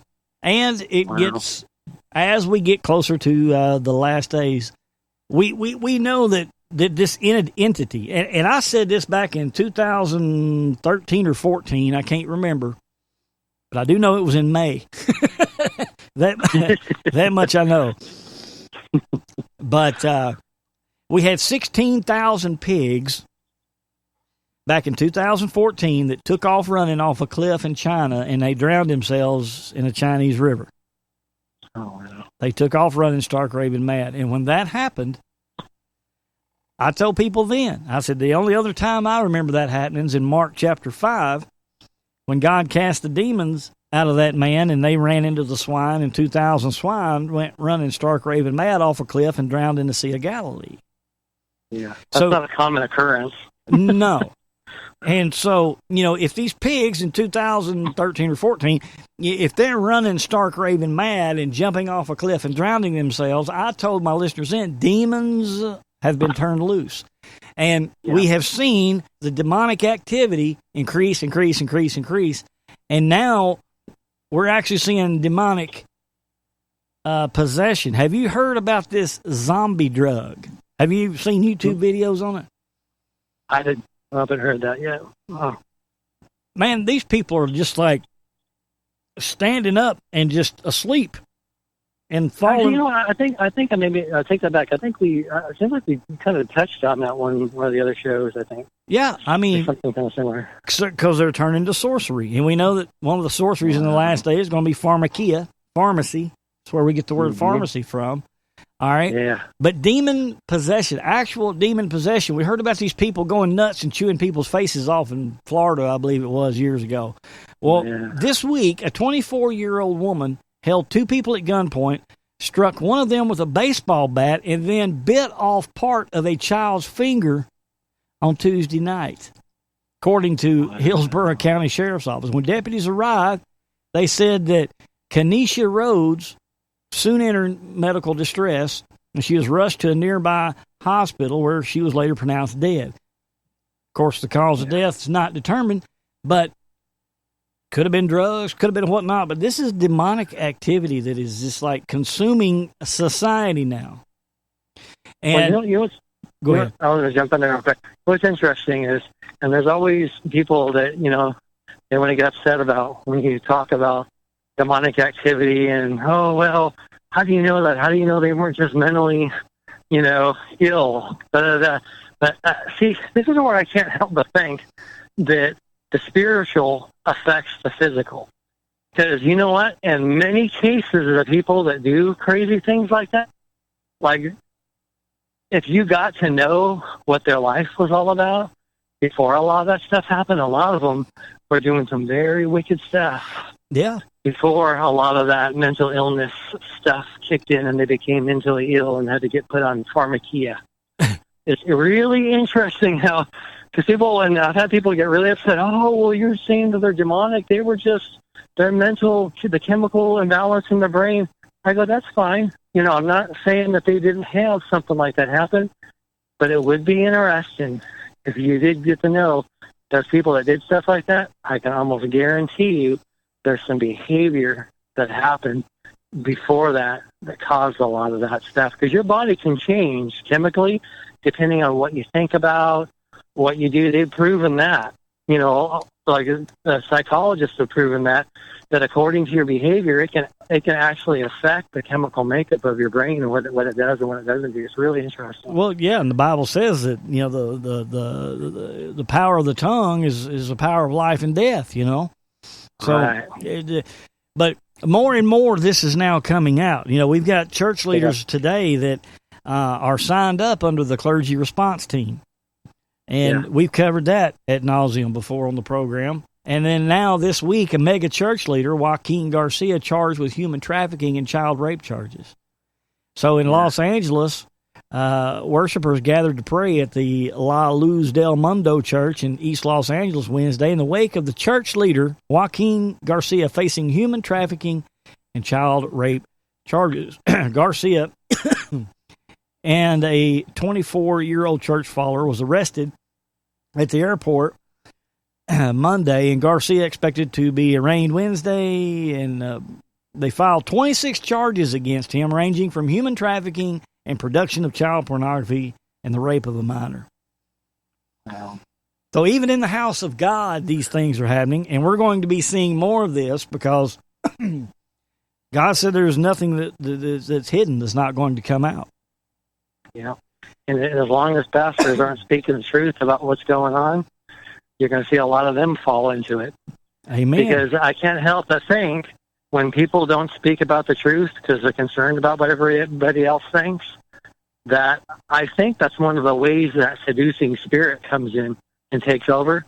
Because I don't know, I just have a feeling. I feel it in my bones that when people don't do the right thing, God gives them over to deception. Oh, the Bible talks about that. A reprobate mind. Exactly. And here's the thing. Christians can't be possessed, but they can be deceived. Yeah. If they allow themselves to be. Mm-hmm. If they don't love the truth and turn from the wicked ways will take you over and rob you of the truth. And Amen. You'll start believing and saying all these things that people that don't know God say. And you will have an accountability even more than they do. Mm-hmm. And it just is really sober, a very, very sober word. Yep. And more D-Class coming out. The distortion is grotesque. Google Insider turns over 950-page documents bias to the DOJ. A former Google insider claiming the company created algorithms to hide its political bias with artificial intelligence platform. In effect, targeting particular words, phrases, and context to promote, alter, reference, or manipulate perceptions of Internet content. Delivered roughly 950 pages of documents to the Department of Justice Antitrust Division on Friday. Now, I want to cover something here real quick, Chuck. This is very important. Oh, wow. Wow. Sister Lisa over in Georgia, man, she just sent me an article from their local news that this Joaquin Garcia that we just talked about that's involved in this sex trafficking, he's trying to build a church 3 miles from her house. I heard that they would, I heard in the, I don't know if I read part of the article you sent me, but I remember seeing that. Yeah, like it was a 272 acres something. Is that the same thing? Yeah, probably. Okay. Oh, there you go. Yeah. There you go, Lisa. You're going to have a spiritual vortex coming into Georgia. Wow. I mean, I haven't read into it enough to know whether they're legitimate, like the accusations are actually really true or not. But if they are, if that's really what happened, boy, that's crazy, man. Mm-hmm. Yeah. Wow. Sign of the times, man. That's the thing is that with the whole spiritual breakdown, you become selfish, reprobate. That's what that is. Whenever you molest or harm somebody, sexually traffic them, it's because you become so selfish and so corrupted by sin, you can't even think straight. Because there's no way somebody do something like that and harm somebody, take advantage of somebody take advantage of that place of authority. Man, I'm thinking, wow, that's such a opposite of God. Now, he's such an opposite of the Lord. He always blesses with his authority, with where he's at. And man, gosh, I hope for his sake it's not true. That what's being accused of, like he is. Oh man, I'll pray for his salvation if he doesn't know the Lord. If he does, boy, man, I hope he repents because he got some accountability. Well, it says that the LLDM, which would be the La Luz del Mundo, proposes to bring their followers to Georgia. Plans of a compound in Flowery Branch. Wow. Yeah. All right. I think we should look into that, and if that's really the case, I don't know if you're down with that or not, but it might be worth kind of pursuing that whole story. Well, and as far as looking into it deeper, if there is something like that, to actually start calling these people out. Well, we are. Because, I mean, even further, especially if they're going to actually bring more people down there and congregate around that, if this guy is really a pedophile. Well, we are going to look into it. We're going to bring Lisa on right now, man. She's cool. Yeah. Real quick, let me say hi to Shelbs out there. I forgot to say hi to you, Shelbs, and you're right, brother. Life and death's in the power of the tongue, for sure. All right, we're going to bring Sister Lisa on from down there in Georgia. Great. How you doing, girl? Hey, how are you? I'm doing pretty good. How are you doing? We're doing pretty good here. So, what's this about this spiritual vortex about to go on down there? Oh, brother. They have tried to, I don't know if the land purchase has gone through or not, but it's not far from here, and it's in a strange area. But they're trying to purchase 272 acres here, needless to say, off of a road called Hog Mountain.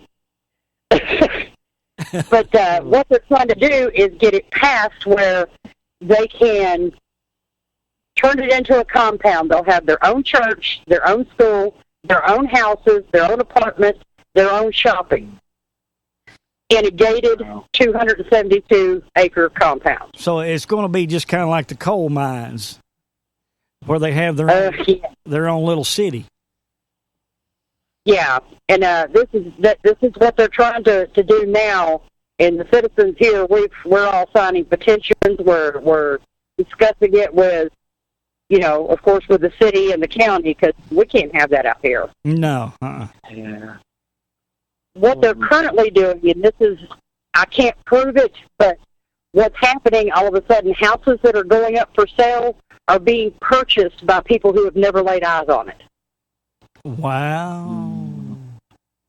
It could be a rundown. Nobody'd ever know it. They're just purchasing it. As soon as it comes up for sale, they're purchasing houses. And it's really close to the compound.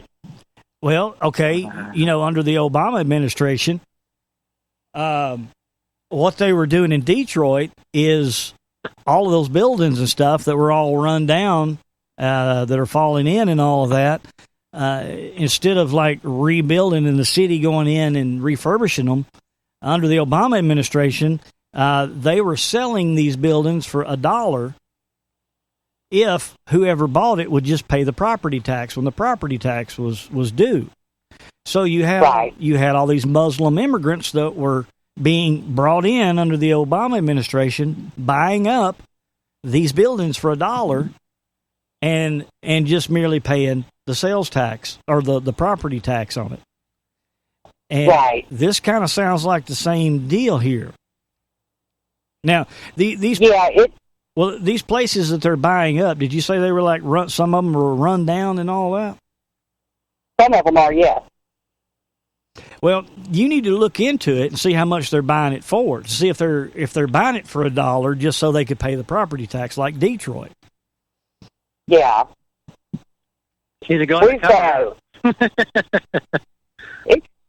this is a very country area because we're up in North Georgia, so we're not far. We're one of the few counties where property taxes are low here. School taxes are low here. Everything's low here in this area because it's still considered farming. It's a farming community. It's still listed under farming. And this is where you've got all your agricultural area in North Georgia, and your cattle farmers and chicken. Because like right next door is Gainesville, which is the poultry capital of the world. Right. Well, this is the agriculture area. This is where they're trying to come in at. But you have a very, very large Hispanic population just a little bit north of here as well. I don't know what they're trying to do, but there's a lot of people that are protesting it.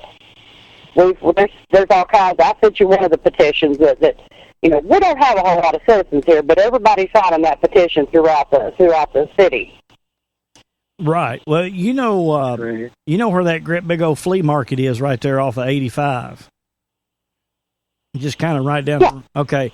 Well, I have a customer out there that I go to sometimes, so I'm out in that area, and so I know exactly what you're talking about. Yeah, you're right over there in Pendergrass. Yeah, Pendergrass. That's it. Yeah. Yeah, that's about probably 8 miles from my house. Yeah, and she's right. I mean, I've been there. I've seen the terrain and the territory out there. So, do you know how many houses have been bought so far? Not yet. My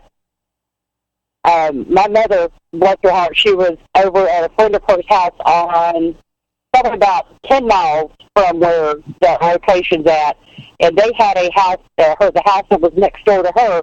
It's not a rundown house, and it just had hit the market, and a realtor come in and paid cash for it, and they said you don't even want to look at it. They're like, no, we're getting this for an out-of-state buyer. Wow. So, Sister Sherry wanted to know, what does the local sheriff think about that, especially up around Gainesville? Has he said anything? I don't know yet. I know that they're trying to get permits for what they're doing, and in this area, it's kind of hard to get a permit for what they're trying to pull. I don't think that it will happen here. I don't think they can pull it off. Okay. It's well, Sister Cheryl says that the nickname that she's heard for Gainesville is Little Mexico. Do you know if there's any MS-13 up around there? I do not know, but it is Little Mexico. Gainesville now has got a vast population of all different kinds of races, and it's kind of broke off around the city of Gainesville. You've got your predominant African American community there, which is closer to the hospitals, and then your Spanish communities are more toward the industrial side, where all of the chicken processing plants are at, and that can be a scary place to go in.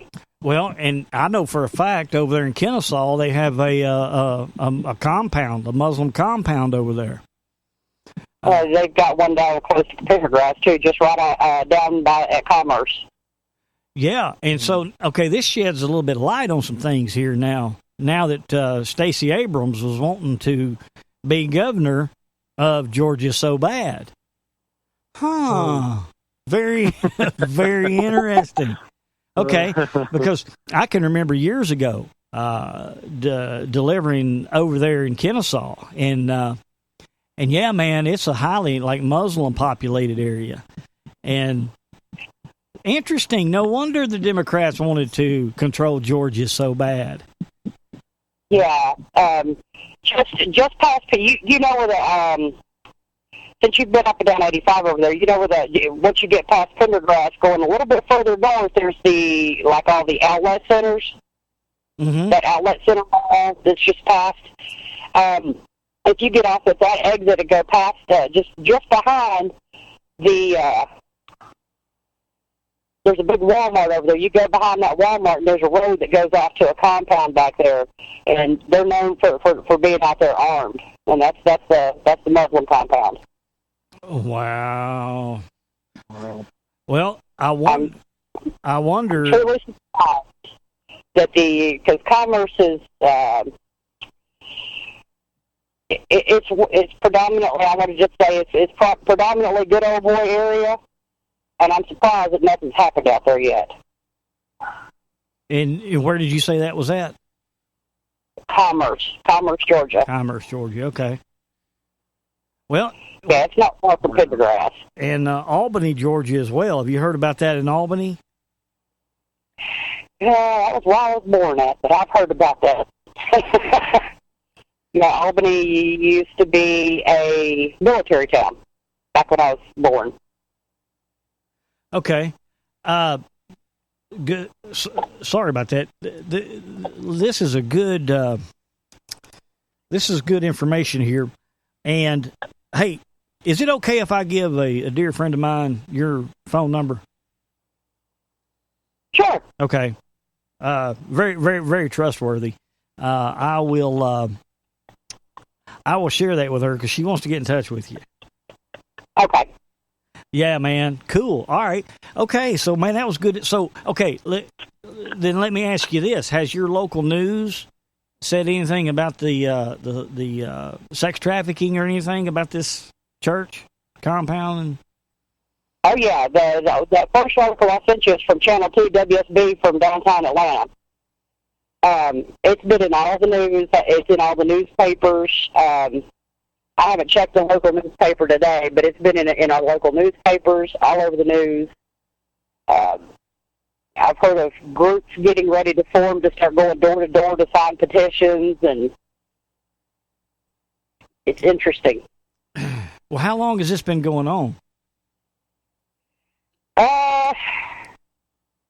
Probably about 4 or 5 months that I've known about it. Maybe a little bit longer. Interesting. Just right after the midterms, then. Yeah, I was thinking about maybe on my day off, like Tuesday or Wednesday, riding by that area over there and taking pictures of that area. Well, you be careful. For that compound. Yeah, you be careful if you do that. Chuck, I didn't mean to leave you out, brother. Go ahead and fire off. Hey, Chuck. Your phone cut out. Say one more time. I said I didn't mean to leave you out. Go ahead if you had any questions.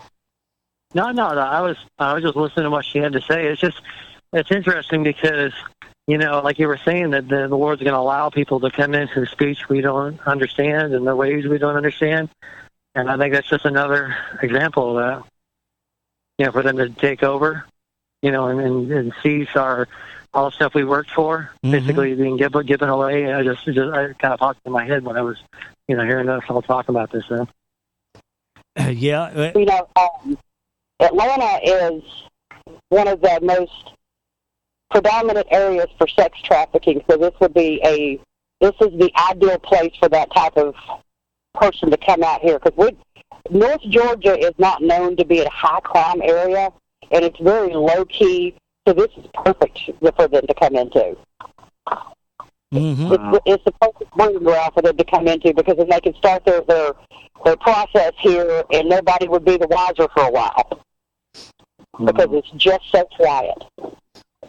Well, yeah, and places like that, they wouldn't think to look at, because they are out in the middle of nowhere. Yeah, it's crazy. Wow. That's okay. This just goes to show how when God says that He'll turn all of these enemies loose on us, and we're just focused on a border issue right now, they're already moving into our countrysides, and with Stacey Abrams wanting to come in there and immediately the first thing take away all of the guns in Georgia. Yeah. Well, then that stands to reason, because the enemy is already within and already building themselves a structure, a city, to do that. Oh, yeah. I was going to say, popped in my head too is, when somebody takes over a city or a house, first they bind the strong man, right? First they do what? You've heard that before. First they bind the strong man. Yeah, bind the strong man. Yeah. So that's the way you do it. Is you take away his ability to protect himself. It's kind of like, Samson. Right. You know, or Delilah. You know, it's like you strip the strength away. So that's what they're doing. They're stripping away the strength first spiritually, but then also the guns. You know, the whole physical protection. Mm-hmm. Interesting. Yeah. Yep. You know, just reading a story online, and I can't remember what page I was on. I think it might have been on Fox, but there was a Republican senator come out and said, or congressperson come out and said, go out and buy all the guns and ammunition that you can and be prepared to defend it. Well, yeah. Wow. Yeah, I mean, we've come to that point, and I believe they lit the fuse this weekend. Well, they've been lighting the fuse since the beginning of August, but I think this is the Portland and Rhode Island deal. I think this is the lit fuse. Yep. Yeah, I had a buddy that just posted up an ad from Anista that was telling everybody exactly what to do: is come out, be prepared, bring your weapons, cover yourself up so that your enemy can't see who they're facing.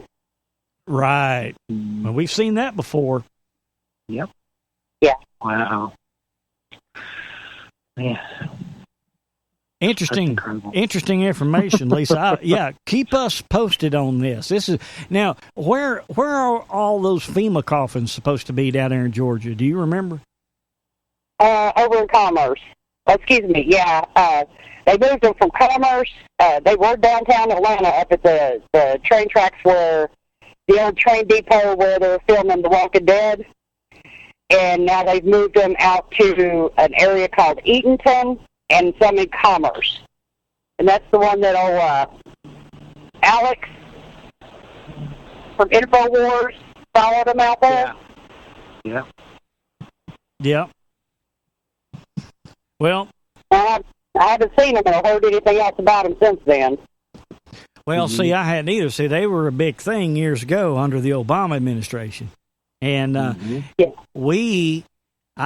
literally saw them hauling those FEMA coffins on flatbeds down around the Georgia area, down around Texas, going down to Houston. And we started talking about it and making it known. People started doing videos about it. And then they would only transport them in the middle of the night. They would only run like from 11 o'clock at night till 5 o'clock in the morning when they would transport them. Yeah. And, of course, Madison, Georgia, below Madison, Georgia also is what Sister Cheryl said on the coffin. Yeah. Wow. Yeah. So, this is something that's been planned for a long time. So I wonder now that this church in Los Angeles, now they're not used to cold weather. What are they going to do, Lisa, when they get out there and hit them polar vortexes in one? It doesn't get as cold as it does in Tennessee. Yeah, but it's going to get colder in Georgia than it is L.A. But, I wonder what's going to happen if this sex trafficking deal comes out. I wonder if that's going to throw a monkey wrench into their plans in that Georgia compound. I would hope so. This area. You've been in this area. This is a huge Bible Belt area right here. This is huge. You have some of the largest churches, and we've got a church over in Gainesville. Trying to remember the name of it, but the pastor, he preaches on Sunday morning here, and he's got a private plane that he hops and he flies it to California and has evening services there. So he's back and forth with that. So I'm sure he's on top of that. Wow. Well, I tell you who you need to contact, Lisa. You got something to write with? Yeah. All right, write this name down. Okay. Benjamin Faircloth. Benjamin Faircloth. And he's up in Lithonia, Georgia. Oh, okay. He's a preacher up there at the church. And he puts all of his sermons on YouTube. You need to go listen to his sermons, man. He's hardcore. He shells down the corn. He shells it plumb on down to the cob. And oh yeah, he'll call you out. But he's a good guy. Get in touch with him on this, and because he brings stuff like this up in his sermons, he makes light of it and all that. And I'm sure he knows about it. But, Lithonia, it's just up the road from you. Yeah. Yeah, I know where it's at. So yeah, he gets the same news we do over there. Atlanta's one of those vast areas where, 150 miles out, you're still local.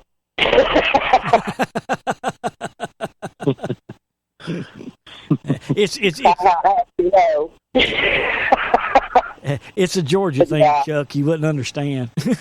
I'm trying to. I'm like, okay, I can appreciate the humor. I'll just hang out and enjoy it. Just listen to you guys. It's definitely interesting here. Well, it's pretty down there. I have some friends who live just outside Atlanta, and we go down there sometimes to visit them and stuff like that. I really like it down there. A couple times I've been down there, so. Yeah, it's definitely a neat place to be, and it can be a scary place. It depends. But the scary stuff didn't start until all the crazy started coming in. Yep. Well, it's kind of getting like that here too. Not probably to that degree, at least that I've seen. But Nashville is getting pretty crazy with a lot of crime. I know that every time I go down there, there's one time I think about a couple of weeks back where there was a car flipped over the rail. And I went down farther, and there was another car all smashed and knocked off the road. And it was like, man, it's like a line of something happened, like somebody jumped in the car and just started smashing into people. I'm going, that's interesting. It's all within, a couple blocks. Like, here's a car smash, here's another car smash. The cops are looking around, racing around. I'm like, oh, yeah, there's some stuff going on. And there's a lot more. A lot of people getting pulled over on the interstate.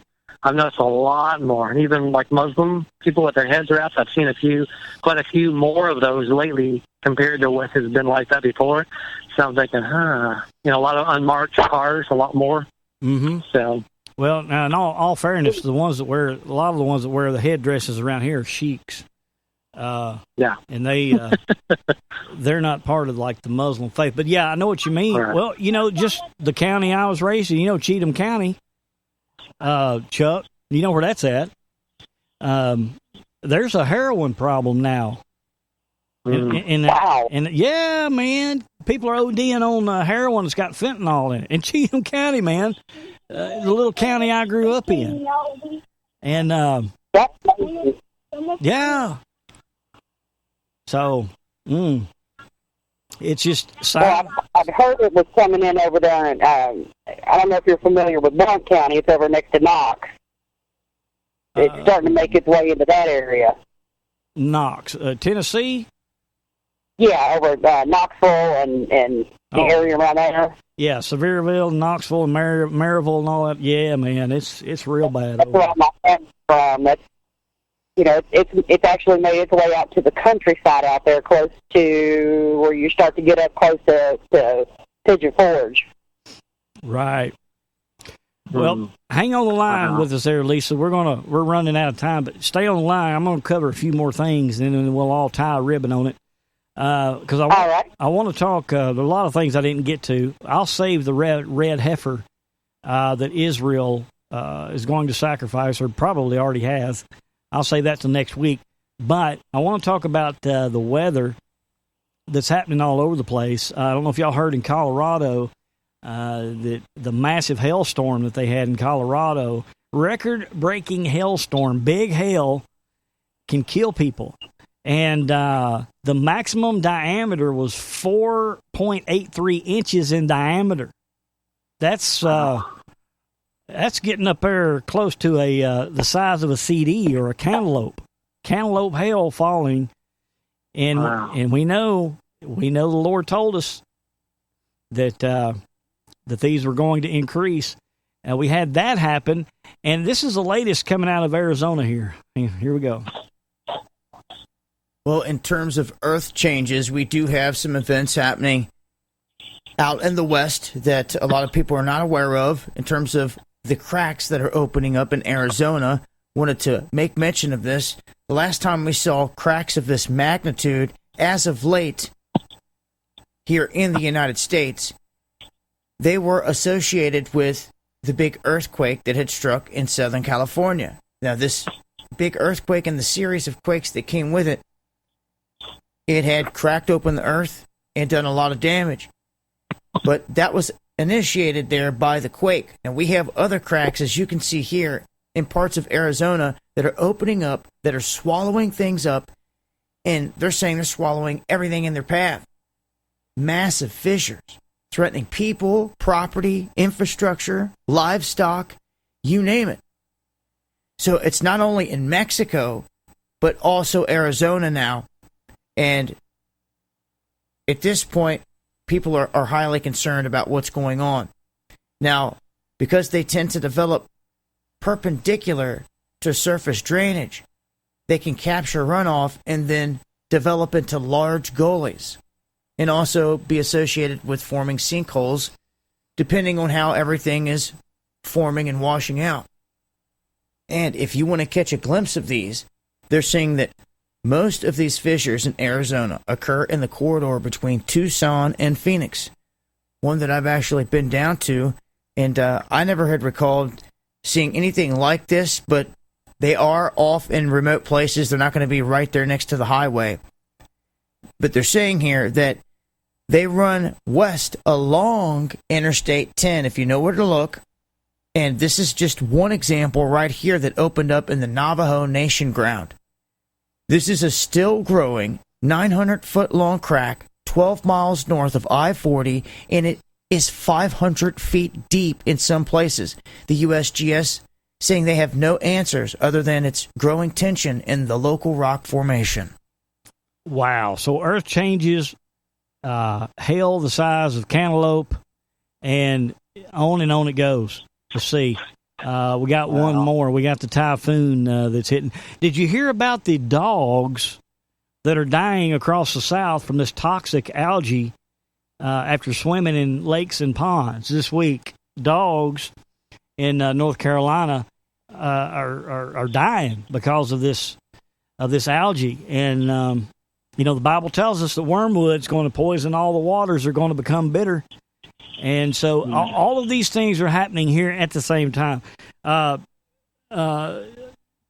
We're getting more tweets coming in of videos of Antifa just literally going insane, beating Trump protesters with hammers. And the Trump supporters are trying to leave on buses, and they're throwing hammers at them. And it's just coming unleashed up in Portland. And the cops are letting them do it. So this is it. Hey, we remember what Nancy Pelosi said. Let me dig it out, and we will share it again. Let's see, where did I put it? There it is. And also, Sister Cheryl wanted me to let y'all know that all of this stuff that we're talking about in Georgia, because her husband's from that area, and he says all of that runs all the way up into northeast Georgia. And Brother James Shelb said they had tornadoes 4 days in a row in Colorado. I missed that. And his friend, I guess was a storm chaser, was in one of those hailstorms up there. Wow. Pretty crazy, man. All right, let's listen to what Nancy Pelosi said again. Because in the morning, get prepared, because here's what you're going to hear, is all of this hatred and beating and fighting and busting of windows. In the morning, the lying fake news media is going to be saying that it was Trump supporters that were doing all of this. Trump supporters. So get prepared for that. And but people are on the ground now. We're awake. People are on the ground with video coming in. But let's not forget what Pelosi warned us about. In the month of August, our members will accelerate a drumbeat across the nation. We will own August for the people. We will own August and make it too hot to handle for the Senate not to take up our bills. Cleaner government for the people, too hot to handle. We're going to own August. And it looks like they're doing just that. Wow. Yeah. So, big people. Yeah. All right. Well, I'll give you all the final words, Lisa. What you got to close us with? No matter where you're at, keep your eyes open. Always keep your head on a swivel, and always give thanks to the Lord. Amen. All right, Chuck, what say you, brother? I just obviously agree with our sister. I just think that if people recognize, not like that one caller said that we're into fear porn. I hate that word. That we're into making people freak out. The contrary, the reason why the watchmen say something is so that way people can be aware of what's going on, so they're not afraid. Because even Jesus, when he came, he said, I come, I tell them what's going to happen before it happens. That way they're not afraid. God was always wanting to make his people not afraid, because fear drives out perfect peace, his perfect peace.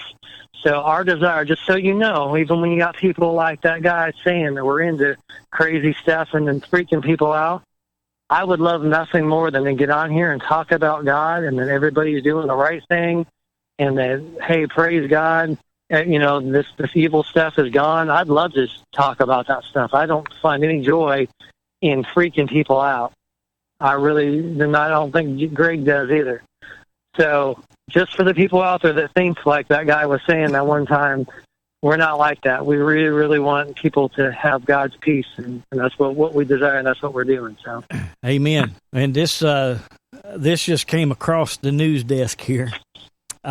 Keep in mind now, the Democrats want to disarm the American people. They want to pass red flag laws. They want stronger, stringent background checks. Well, check this out from Fox News. Democrats reject push to alert ICE when illegal immigrants fail firearm background checks.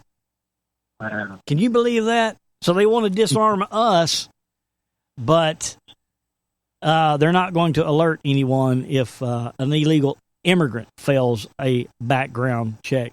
Prayers for Israel, friends. Rockets fired at Israel from Gaza for the second night. 2 of 3 are intercepted, but there still are a few hitting the ground. So all these things are escalating, friends, and I'm telling you, you better listen to Jeremiah 5. If all God has to find is one righteous person willing to stand up for justice and truth and speak the truth, get out in your churches. Tell your spiritual leaders to get off the pot. I mean, it's time to it's time to get right. Now, I know, Chuck, Life Story Church, we don't have to worry about that. Right. Chad and them, y'all, we're all on the ball there. But as far as these dead churches, we have to get them off the ground, folks. We got to run. Go. I got to run, Chuck. But Lisa, man, God bless you, girl. Thank you so much for sharing that with us. You're very welcome. And keep us posted, and let me know how this plays out. I sure will. And I gave my friend your information. She's going to be contacting you on some things up around Georgia, and it'll all be good. So, all right, friends. Well, Lisa, again, thank you, girl, for being a part, helping us out, and everybody who's sending me links. Sherry, Cheryl, Jamie, Shelby, all y'all, man, appreciate it. Chuck, thanks for being here, brother. How's the bunker going? What's that? I said, how's the bunker doing over there? It's going pretty good, man. Just sometimes I just got to pray harder than others. So. I hear you, man. Well, friends, that's the latest. Keep your eyes up on Portland. I mean, this could escalate into, Lisa, it could be getting down there to Georgia. Atlanta might be firing up. This might be setting off a volley of major cities. So everybody just heads up. Stay in the Word, speak the truth, and demand justice. So, till next time, we have Lisa. I'm Old Smokehouse. I'm Chuck Bird. And we'll catch you later. Bye-bye. Bye-bye. Smokehouse. To talk to Smokehouse, dial 712-770-3857. That number once again is 712-770-3857. Then dial 252-380, followed by the pound sign. Call in to join the show. SmokehouseStudios.net. God is among us. The door to the ark is slamming shut.